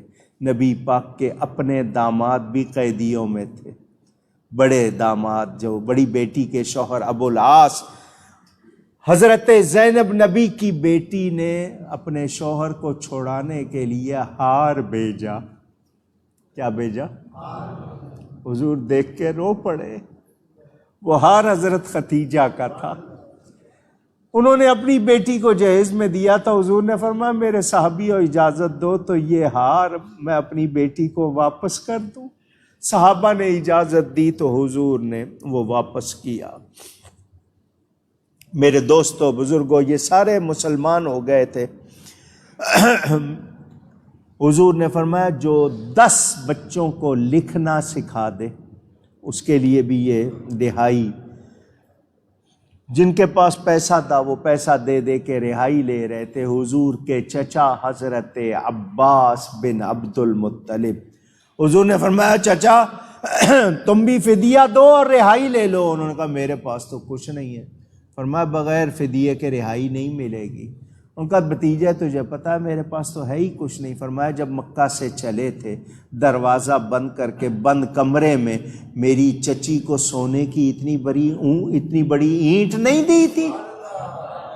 حضرت عباس کانپنے لگ گئے۔ 300 میل ہے مدینہ سے مکہ، میں بند کمرے میں ہوں، اپنی بیوی کو اینٹ دے رہا ہوں، جو کہہ رہا ہوں نبی سن بھی رہے، جو دے رہا ہوں نبی دیکھ بھی رہے۔ فرمایا اپنی بیوی سے کہا تھا واپس آ گیا تو ٹھیک، ورنہ یہ تیرے لیے بہت ہوگی۔ جناب حضرت عباس پر راشا ہوا تاری کہ پیغمبر تو رکھتا ہے دلوں کی بھی خبر ساری۔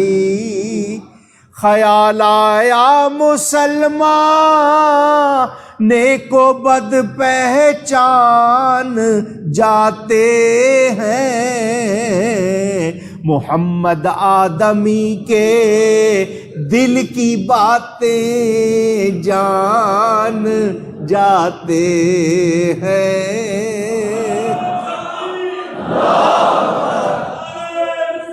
یا رسول اللہ، کلمہ پڑھا حضرت عباس نے، مسلمان ہو گئے۔ حضور یہ میں مکہ میں بات کر رہا ہوں، فرمایا میرا رب مجھ سے کچھ نہیں چھپاتا۔ حضرت عباس نے کہا ایک تو آپ کی یہ بات دیکھی آج، ایک بچپن میں دیکھی تھی، یہ عمر کا کوئی گنتی میں زیادہ فرق نہیں۔ وہ کہتے ہیں میں ایک مرتبہ آپ کے گھر آیا، آپ لیٹے ہوئے تھے، میں آپ کے ساتھ آ کے لیٹ گیا، میں نے دیکھا چاند کبھی ادھر ہو رہا ہے کبھی ادھر ہو رہا ہے، چاند ہل رہا ہے۔ میں بڑا پریشان کہ میرا دماغ گھوم رہا ہے، چکر آ رہے ہیں مجھے، یہ کیا ہو گیا ہے؟ میں اٹھ کے بیٹھ گیا، میری نظر گئی آپ کے ہاتھ پر، جدھر آپ کی انگلی ہو جاتی تھی چاند بھی ادھر ہو جاتا تھا۔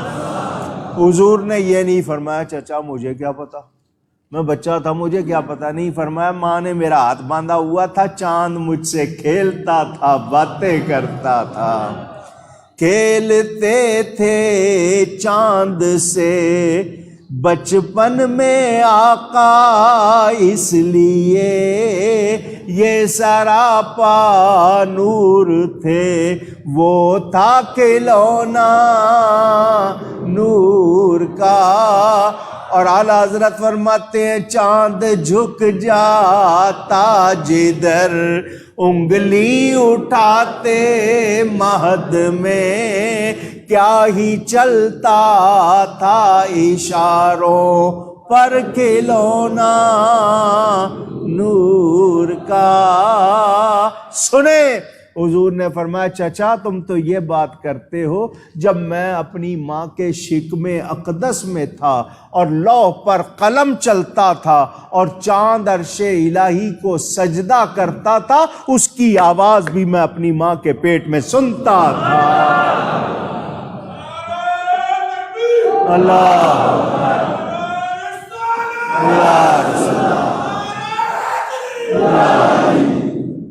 میرے نبی کو اللہ نے جو شان دی ہے ہم تو اس کو پوری طرح سمجھ سکتے نہیں، تھوڑی سی بیان کریں لوگوں سے وہ ہضم نہیں ہوتی، تو ان کو نبی سے محبت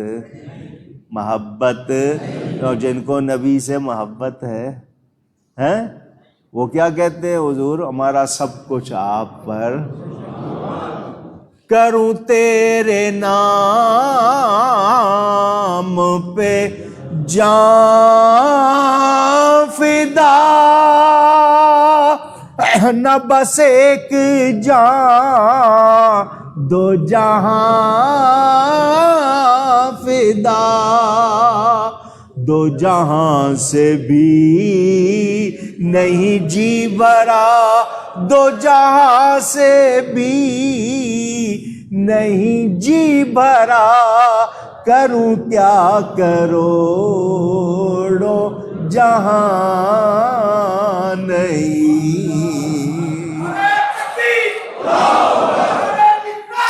یا رسول میرے نبی پر فدا ہونے کے لیے پوری امت موجود، اگر نبی پر فدا نہیں ہوں گے تو پھر کس پر ہوں گے؟ ہزار جانے ہوں تو پھر بھی ان پر قربان۔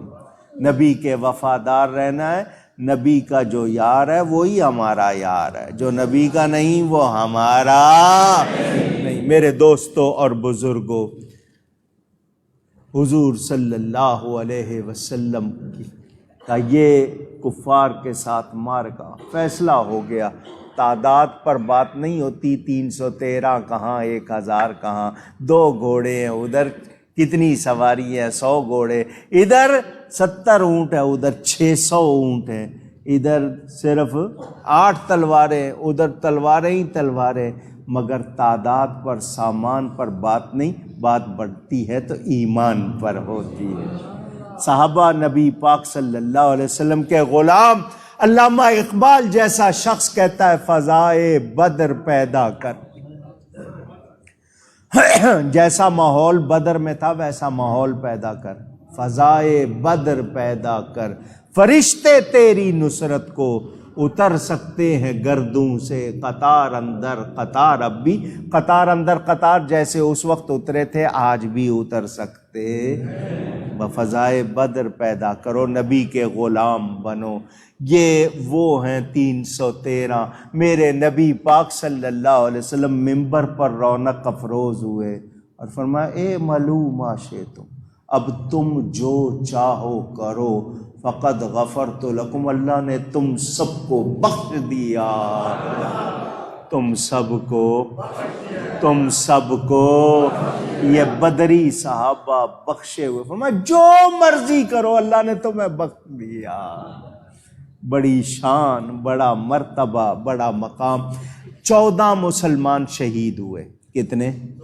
میں ان کے نام لے رہا ہوں، دل میں کوئی بھی اچھی نیک تمنا کر لو، اس کے بعد ہم دعا کریں گے۔ شہدائے بدر 14، 6 مہاجر ہیں اور 8 انصاری۔ مہاجروں میں عمیر بن ابی وقاص 16 برس کی عمر تھی، صفوان بن وہب، بعض نے صفوان بن بیضا کہا ہے، ذو الشمالین بن عبد عمر، مہجا بن صالح، عاقل بن بکیر اور عبیدہ بن حارث بن عبد المطلب، یہ میرے نبی پاک کے چچا زاد ہیں۔ انصاریوں میں سے سعد بن خیثمہ، مبشر بن عبد المنذر، حارثہ بن سراقہ، رافع بن معلا، عمیر بن الحمام، یزید بن حارث، عوف بن افرا اور معوذ بن افرا، رضی اللہ عنہم وجزاہم اللہ عنا وعن الاسلام خیر الجزا۔ یا اللہ ان شہدائے بدر کے صدقے ہم سب کو بلا حساب و کتاب بخش دے، ہم سب کو نبی کا غلام بنا دے، جنت میں داخل فرما۔ میرے دوستوں اور بزرگوں، عمیر بن وہب یہ بت پرست، بڑا عیار، بڑا چالاک، مکہ مکرمہ میں میدان بدر میں سب سے پہلے اسی نے جنگ کی چنگاری بھڑکائی تھی، پھر یہ بھاگ گیا، سب سے پہلے بھاگا بھی اور سب سے پہلے آگے بھی۔ امیہ بن خلف کے بیٹے صفوان کا یہ دوست تھا۔ عمیر کا بیٹا قیدیوں میں، جنگی قیدیوں میں مدینے چلا گیا حضور کے ساتھ۔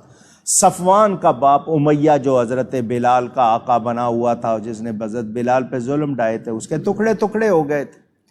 ان دونوں میں انتقام بھڑک رہا تھا، انتقام کے شعلے۔ کمرے میں بیٹھے دونوں اپنے اپنے پھپولے نکال رہے تھے، کیا ہو گیا، یوں کیوں ہو گیا؟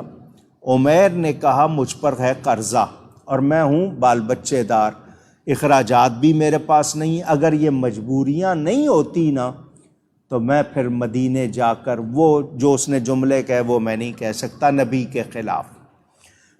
آپ خود سمجھنا چاہیں تو سمجھ لیں۔ صفوان نے کہا اگر تو واقعی نبی کے بارے میں ایسا ارادہ رکھتا ہے تو تیرا قرض میں دوں گا، تیرے بچوں کا عمر بھر کا خرچ میں دوں گا، تو جا۔ اس نے خاص تلوار دی، اس کو زہر کا بجھاؤ۔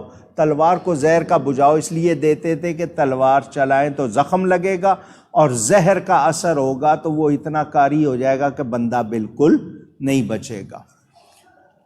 یہ سفر کر کے مدینہ منورہ پہنچا عمیر، چونکہ اس نے صفوان نے وعدہ کر لیا تھا، اس نے اپنا اونٹ بٹھایا، تلوار گلے میں۔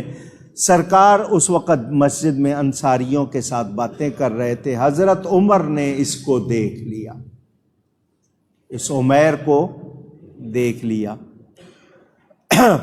وہ اس شیطان کو تلوار سمیت دیکھ کر چونکے۔ حضور صلی اللہ علیہ وسلم سے عرض کی حضور یہ غدار بھی ہے، دھوکے باز بھی ہے، اس سے ہوشیار چوکنے رہنا ہے حضور، اس کے لیے رعایت نہ کیجیے۔ فرمایا ادخلہ علیہ، اسے میرے پاس بھیجو، کیونکہ آقا جانتے ہیں دل کا حال بھی، آقا کو پتا ہے کیا ہونا ہے۔ فرمایا اس کو میرے پاس بھیجو۔ وہ آیا سامنے، حضور نے فرمایا کیسے آئے ہو؟ اس نے کہا جی اپنے بیٹے کو آزاد کروانے آیا ہوں، فدیہ۔ فرمایا فدیہ دے کر آزاد کرانے آئے ہو تو تلوار کیوں لائے ہو؟ اس نے کہا پہلے ہماری تلواروں نے ہمیں کیا فائدہ دیا جو اب دیں گی؟ فرمایا سچ بول، سچ بول۔ اس نے کہا جی یہی سچ ہے۔ میں اپنے بیٹے کے لیے آیا ہوں، اس کی خبرداری کے لیے آیا ہوں۔ فرمایا تو نے اور صفوان نے بند کمرے میں یہ معاہدہ نہیں کیا؟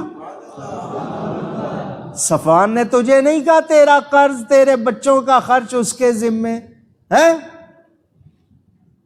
صفوان نے تجھ سے یہ کہہ کر تجھے بھجوایا ہے۔ وہ کانپنے لگ گیا، کلمہ پڑھا، مسلمان ہو گیا، اور پھر مجاہد ہوا، مجاہد ہو گیا، اور پھر اسلام کے لیے اس نے جہاد کیا۔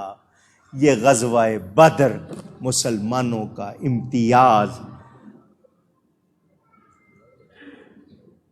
آج ہم لوگ غافل ہیں، ہمیں یاد رکھنا ہے یہ 313 ہمارے محسن ہیں۔ کون ہیں؟ کون ہیں؟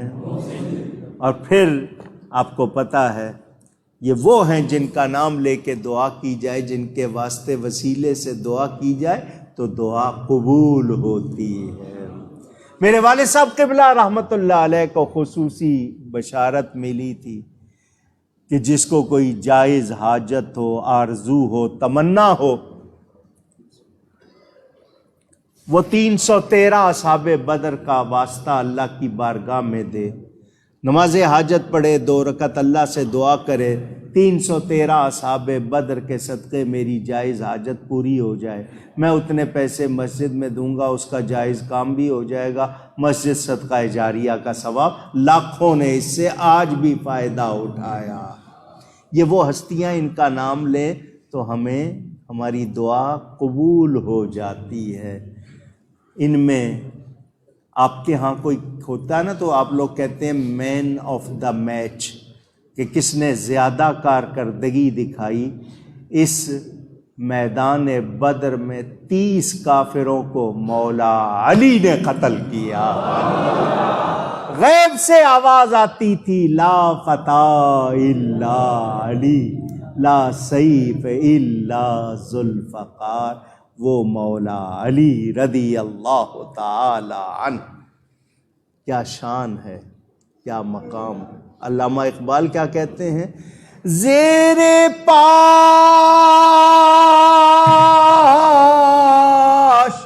ایجا شکو ہے خیبرست، دستے او آجا قسیم کوثرست۔ حضرت علی کے قدموں کو دیکھو تو ان کے قدموں کی یہ شان کہ خیبر اتنا اونچا قلعہ حضرت علی کے قدموں کے نیچے ہے۔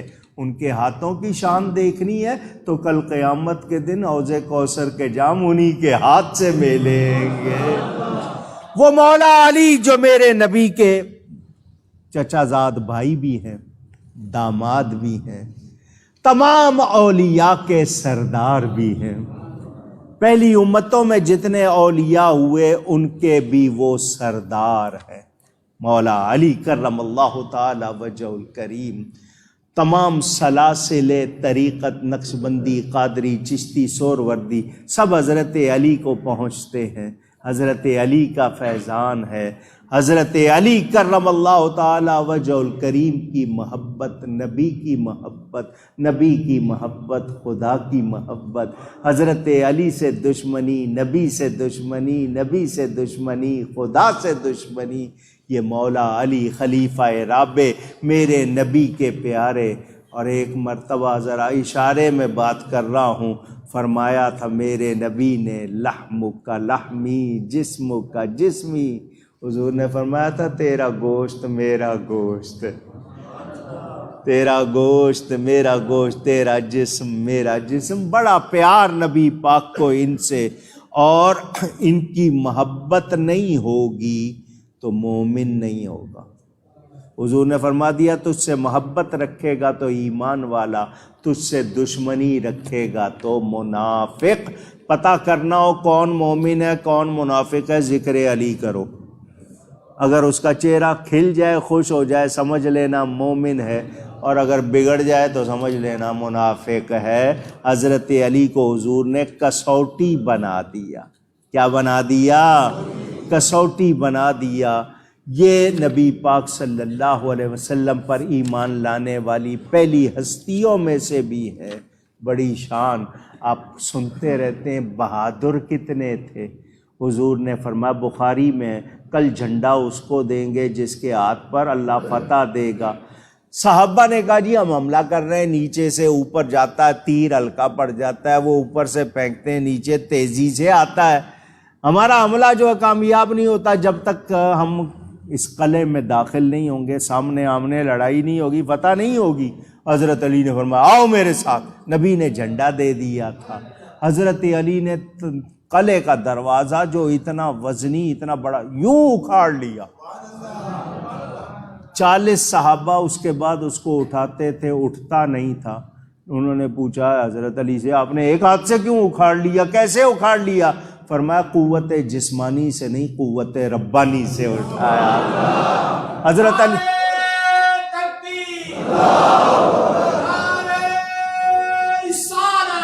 حضرت علی نے اس کو ڈھال بنا لیا تھا، سارے تیر اس پہ لے رہے ہیں۔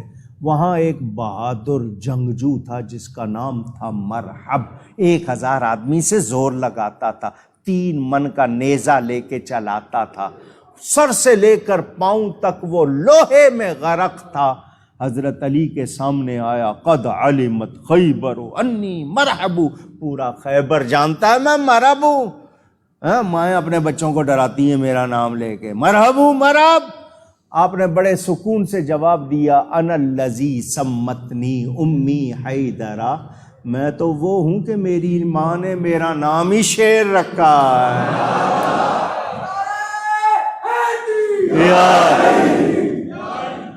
حضرت علی کے مقابل آیا، حضرت علی نے اپنی تلوار گھما کے اس کے سر پہ ماری۔ اس نے 2 لوہے کے رنگ پہنے ہوئے تھے، پوری جناب زرہ پہنی ہوئی تھی، پورا لوہے میں غرق۔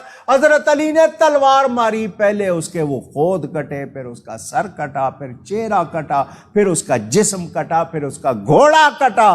وہ نوک تلوار کی جا کے زمین میں چپ گئی، 2 ٹکڑے کر کے رکھ دیا مولا علی نے اس کو۔ دنیا حیران، مرحب جیسے شخص کو اس نے ایک ہی بار میں مار دیا ہے، وہ حضرت علی۔ حضور نے فرمایا انا دار الحکمت وعلی بابھا، میں حکمت کا گھر ہوں، علی اس کے دروازہ۔ ایک روایت بتائی جاتی ہے انا مدینۃ العلم وعلی بابھا، میں علم کا شہر، علی اس کے دروازہ۔ حضرت علی فرماتے ہیں مجھ سے جو چاہو پوچھو، قرآن سے جواب دوں گا۔ تو جب نبی کے علم کے دروازے کی یہ شان ہے، نبی کے علم کی کیا شان ہو؟ تو کیوں نہ کہیں سب سے اولا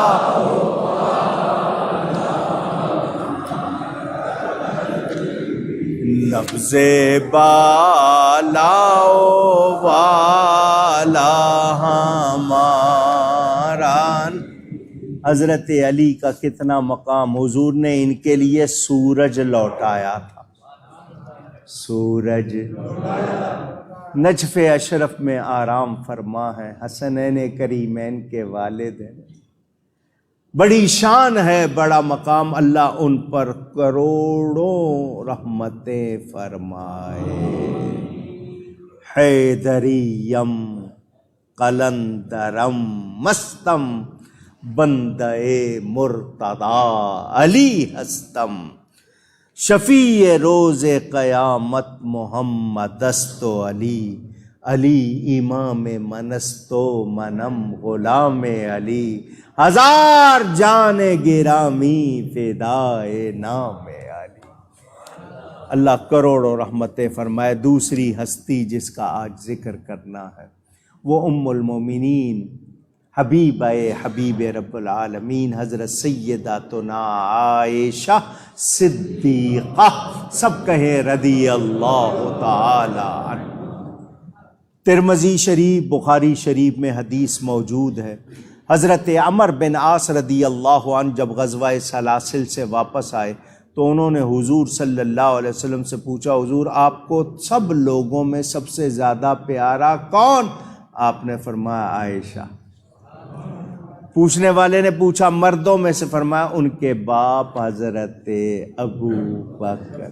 جس کو نبی سب سے زیادہ پیارا کہے ہمیں ان کا احترام کرنا ہے یا نہیں؟ وہ مومنوں کی ماں بھی ہے، بڑی شان ہے۔ حضرت عائشہ صدیقہ رضی اللہ تعالی عنہا، حضور نے فرمایا عرب میں سب سے زیادہ اہمیت کھانوں میں سے سرید کو ہے۔ لوگ کہتے ہیں سرید تمام کھانوں کا سردار، فرمایا عورتوں میں یہی شان عائشہ کی ہے۔ یہ حضور صلی اللہ علیہ وسلم کی بہت پیاری، بہت ہی، اور ان سے کہتے ہیں جی اتنا علم کہ اگر دین کے 3 حصے کیے جائیں تو ایک حصہ حضرت عائشہ سے امت کو پہنچا ہے۔ کتنی بڑی عالمہ تھیں، کتنی بڑی زاہدہ تھیں۔ نبی پاک صلی اللہ علیہ وسلم ان سے کتنا پیار کرتے تھے، جہاں وہ پیالے میں منہ رکھتی تھی حضور وہیں رکھتے تھے، ان کے ساتھ دوڑ بھی لگا لیتے تھے۔ حضور صلی اللہ علیہ وسلم کی یہ محبوبہ، یہ بڑی شان والی نبی پاک کے بعد تقریباً کوئی 40-45 سال دنیا میں رہیں، اور اس کے بعد ان کی برکت سے کیا ہوا، یہ جو تیمم کرتے ہو یہ آیت حضرت عائشہ کی برکت سے اتری ہے۔ یہ جو آپ لوگ تیمم کر لیتے ہو یہ ان کی مہربانی ہے۔ اس کے علاوہ بھی متعدد، حضرت عائشہ فرماتی ہیں مجھے 9 باتیں خاص ملی ہیں۔ کتنی باتیں؟ ایک تو یہ کہ جب میری عمر کم تھی تو حضور نے مجھ سے نکاح کیا، پھر میری رخصتی ہوئی، میرے سوا آپ کی کوئی بیوی کنواری نہ تھی، جب میں اور آپ ایک ہی لحاف میں ہوتے تب بھی وہی آتی، میں آپ کو سب سے زیادہ پیاری تھی، میری شان میں قرآن کی آیتیں نازل ہوئیں جبکہ لوگ اس آزمائش میں ہلاکت کے قریب تھے، میں نے جبریل امین کو اپنی آنکھوں سے دیکھا، میرے سوا حضور کی کسی بیوی نے نہیں دیکھا، آپ میرے گھر میں میری گود میں نبی پاک نے اس دنیا سے رحلت فرمائی۔ آپ اس وقت حضرت عائشہ کی گود میں سر رکھے ہوئے تھے۔ فرماتی ہیں یہ مجھے خاص باتیں ملی، بڑی شان ہے، بڑا مقام ہے ام المومنین کا۔ جو لوگ ان کی گستاخی بے ادبی کرتے ہیں وہ سیدہ کا کچھ نہیں بگاڑتے، اپنے آپ کو تباہ کرتے ہیں۔ وہ ہماری ماں بھی ہیں، اور ان کی پاک دامنی کا بیان قرآن میں اللہ نے فرمایا ہے، تو ہمیں ان کا ادب کرنا ہے۔ معمولی سی بے ادبی ہمیں برباد کر دے گی۔ کروڑوں سلام ان پر، کروڑوں سلام ان پر، کروڑوں سلام نبی پاک کی اس پیاری زوجہ پر جس کو اللہ نے پسند کیا، دنیا و آخرت میں حضور کی بیوی بنایا۔ اعتکاف کیا معنی بتائیں؟ کیا ہے اعتکاف کا معنی بتائیں؟ آج کل کی زبان میں ہے دھرنا دینا، آج کل کی زبان میں یہ جو آپ کہیں بیٹھ جاتے ہیں نا جم کر کسی مقصد کے لیے، اس کو اعتکاف کہتے ہیں۔ مسجد میں ٹھہرنا عبادت کی نیت سے، مسجد میں ٹھہرنا اس کو کیا کہتے ہیں؟ اعتکاف۔ وَلَا تُبَاشِرُوهُنَّ وَأَنْتُمْ عَاكِفُونَ فِي الْمَسَاجِدِ۔ میرے دوستوں اور بزرگوں، یہ روزے میں کھانے پینے سے رکا جاتا ہے، اعتکاف میں میل ملاپ سے رکتے ہیں، دنیا دل سے نکالنا۔ جب اللہ سے ملنے آیا ہوں تو کسی اور سے کیا ملوں؟ کس سے ملنے آئے تو پھر کسی اور سے کیا ملنا؟ یہ ہے میرے جس کے لیے سب کچھ آپ چھوڑ چھاڑ کے بیٹھ جائیں۔ آپ نے اپنے آپ کو اللہ کی یاد میں لگا دینا ہے۔ یہ 10 دن کا اعتکاف، 20 کی شام کو، 20 کی افطاری آپ مسجد میں کریں، افطاری کے بعد آئیں تو نہیں ہوگا، 20 کی شام آپ کو سورج غروب ہو تو آپ مسجد میں موجود ہوں، اور عید کا چاند دیکھ کر آپ کا اعتکاف ختم۔ یہ 10 دن کا اعتکاف سنت مؤکدہ، کوئی ایک نہیں کرے گا تو پورا محلہ گناہگار ہو جائے گا۔ تو لوگ محبت سے کرتے ہیں۔ یہ 2 حج اور 2 عمروں کا ثواب ہے۔ یہ روایت جو میں نے سنائی ہے بیہقی میں ہے۔ اس حدیث کے راوی کا نام سناؤں آپ کو؟ سننا چاہتے ہیں؟ واقعی حدیث سنا دی کافی ہے۔ اس حدیث کے راوی ہیں سیدنا امام حسین رضی اللہ، نبی کے شہزادے اس کے راوی ہیں۔ میرے دوستوں اور بزرگوں، ابن ماجہ میں حدیث موجود، حضرت ابن عباس رضی اللہ تعالی عنہما راوی، فرمایا اعتکاف ایسا ہے جیسے ساری نیکیاں کر لی۔ شب قدر لازمی ملے گی، وہ تو ہے ہی مسجد میں، ہم نے تو ڈھونڈنی ہے نا، 21، 23، 25، 27، 29ویں رات میں ڈھونڈنی ہے، وہ تو بیٹھا ہی مسجد میں، وہ تو عبادت میں، اس کو تو ملنی ہی ملنی ہے۔ پھر یہ کہ ساری نیکیاں، اعتکاف کرنے والا ایسا جس نے ساری نیکیاں کر لی۔ کیا کر لی؟ روزہ شرط ہے، روزہ بھی رکھا ہوا ہے، نماز بھی پڑھ رہا ہے، تلاوت بھی کر رہا ہے، ادھر ادھر غلط چیزیں نہیں دیکھ رہا، تو اعتکاف کرنا یہ بہت ہی پیارا۔ میرے دوستوں اور بزرگوں، اس میں بہت زیادہ مسائل ہیں، مختصر عرض کر رہا ہوں۔ اللہ کی عبادت کے لیے اس کے گھر میں ٹھہرنا اعتکاف۔ عورت بھی بیٹھ سکتی ہے مگر اپنے گھر میں، مسجد میں نہیں۔ مسجد میں اگر وہ بیٹھے تو یا تو اتنا انتظام ہو کہ وہ اکیلی نہ ہو، اس کی حفاظت ہو ہر طرح، اور دوسری بھی شامل ہوں تو پھر ہو سکتا ہے۔ 3 قسم پر اعتکاف: واجب، سنت موقدہ، مستحب۔ واجب یہ ہے کہ آپ پر نہیں تھا، آپ نے مان لیا کہ جی میرا فلاں کام ہو جائے تو میں اعتکاف کروں گا، وہ واجب ہو جائے گا۔ یہ جو اعتکاف ہے 10 دن کا، یہ سنت موقدہ ہے۔ مستحب کیا ہے؟ جب بھی مسجد میں آؤ کہو میں نیت کرتا ہوں اعتکاف کی، سنت اعتکاف کی نیت کرتا ہوں اللہ کے لیے، کیونکہ مسجد میں بغیر عبادت کے بیٹھنا، لیٹنا، کھانا پینا کسی اور کو جائز نہیں سوائے اعتکاف والے کے۔ تو آپ جب یہ نیت کر کے آؤ گے تو آپ نماز بھی پڑھو گے، آپ کو اعتکاف کا ثواب بھی ملے گا۔ تو یہ 3 طرح کا اعتکاف ہوتا ہے۔ میرے دوستوں اور بزرگوں، اگر کسی کا اعتکاف ٹوٹ جائے، 10 دنوں میں ٹوٹ گیا، کوئی وجہ ہو گئی، تو پھر وہ رمضان کے بعد 1 روزہ رکھ کر اپنی وہ قضا کرے گا۔ ہم مسائل میں اتنا بتا دیں کہ اس میں اگر آپ نے ٹیلی فون پر رہنا ہے، فیس بک پہ رہنا ہے، آپ نے لوگوں سے باتیں کرتے رہنا ہے، یا صرف سوتے رہنا ہے، تو آپ کو اعتکاف کی ضرورت اونچی۔ مسجد میں آئیں اور آپ ہر وقت جناب چیٹنگ ہو رہی ہے اور فیس بک پہ لگے ہوئے ہیں، آپ کی یہی سوچ ہے، تو پھر آپ کائے کو اعتکاف کر رہے ہیں؟ ہاں جی، کوئی ہو سکتا ہے بیوی بچوں کی فرمائشوں سے بچنے کے لیے اعتکاف کر رہا ہے کہ جی اگر گھر رہوں گا تو فرمائشیں ہوں گی، تو ایسا بھی نہیں کرنا چاہیے۔ ہاں، جس سے ہو سکے وہ ضرور بیٹھے۔ یہ اللہ تعالیٰ کی عطا مہربانی، جو ایسا کرتا ہے اس کو بہت ثواب ہوتا ہے۔ مسجد سے باہر بلا ضرورت نہیں نکل سکتا معتکف، مسجد سے بلا ضرورت، اونچی کہہ دیجئے، ہاں جی، اگر نکلے گا تو اس کا اعتکاف ٹوٹ جائے گا۔ کسی ایسی جگہ بیٹھا ہے جہاں جمعہ نہیں ہوتا تو صرف جمعے کے لیے آئے، دوسری جگہ فرض پڑھے واپس چلا جائے۔ خیال رکھے راستے میں اگر قرض والا مل گیا، اس نے قرض کے لیے روک لیا، آپ کا اعتکاف فاسد ہو جائے گا۔ کوئی ڈوبتے کو دیکھ رہے ہیں، آگ لگ رہی ہے، کسی کا جنازہ جا رہا ہے، کوئی بیمار ہو گیا، آپ جا سکتے؟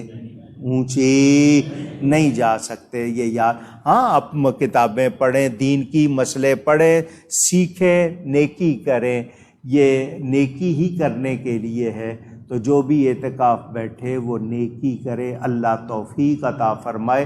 اس مسجد میں جو لوگ بیٹھتے ہیں ان کو باقاعدہ تربیت دی جاتی ہے، ان کے درس وغیرہ کا انتظام ہوتا ہے۔ 3 راتیں شبینہ، 21ویں، 22ویں، 23ویں شب ہمارے ہاں 3 راتیں قرآنی شبینہ والد صاحب کے ایصال ثواب کے لیے روز 10 پارے پڑھے جائیں گے۔ جنہوں نے پورے مہینے میں قرآن نہیں پڑھا وہ آ کے سن سکتے ہیں، نماز بھی پڑھ سکتے ہیں۔ تو 3 راتیں شبینہ ہوگا، اس کے بعد پھر یہاں پر ان کے حلقے لگتے ہیں، باقاعدہ تربیت دی جاتی ہے، مگر نگرانی ہے، بہت کیمرے بھی لگے ہوئے ہیں، نگرانی بھی ہے، کوئی بھی ہمیں کسی معتکف سے شکایت ہوئی کسی کی حرکتیں درست نہیں، اسی وقت اس کو باہر نکال دیا جائے گا۔ رعایت، مسجد میں آتے ہو مسجد کا خیال رکھو۔ میں جب آیا ہوں آپ نے کتنا مجھے تنگ کیا ٹیلی فون بجا بجا کے، آپ کو نہیں خیال، آپ نہیں سوچتے ہو، مسجد میں آ کے ٹیلی فون بجاتے ہو، آپ کو پتہ نہیں کیا ہو گیا ہے، آپ نے سمجھا جنت مفت میں مل جائے گی۔ یہ جو آپ ٹیلی فون یہاں بجاتے ہو آپ کے نامہ اعمال میں کتنے گناہ لکھ کے جاتے ہیں آپ کو اندازہ ہی نہیں ہے۔ تو مسجد میں آؤ ٹیلی فون بجا کے آؤ، ٹوپیاں پہن کے آؤ۔ اجی ننگے سر بھی نماز ہو جاتی تو پھر حضور نے کیوں نہیں پڑھی، حضرت ابو بکر نے کیوں نہیں پڑھی، صحابہ نے کیوں نہیں پڑھی؟ وہ سب پگڑیاں باندھ کے پڑھ رہے ہیں اور آپ ننگے سر پڑھنا چاہتے ہیں۔ تصویریں لگی ہوئی ہیں آپ کے سینے پہ جانوروں کی اور آپ مسجد میں آ رہے ہیں۔ آپ کو چاہیے جنت اور حرکتیں وہ کر رہے ہیں جو جنت میں جانے والی نہیں ہے، تو ہمیں سنبھلنا چاہیے یا نہیں؟ آپ کو معلوم ہے ہم لوگ کوشش کرتے ہیں رمضان میں بزرگ ہستیوں کا دن منا رہے ہیں، آج حضرت عائشہ کا منایا، حضرت سیدہ رقیہ کا منایا، حضرت علی کا منایا اور اصحاب بدر کا منایا، 4 مقدس۔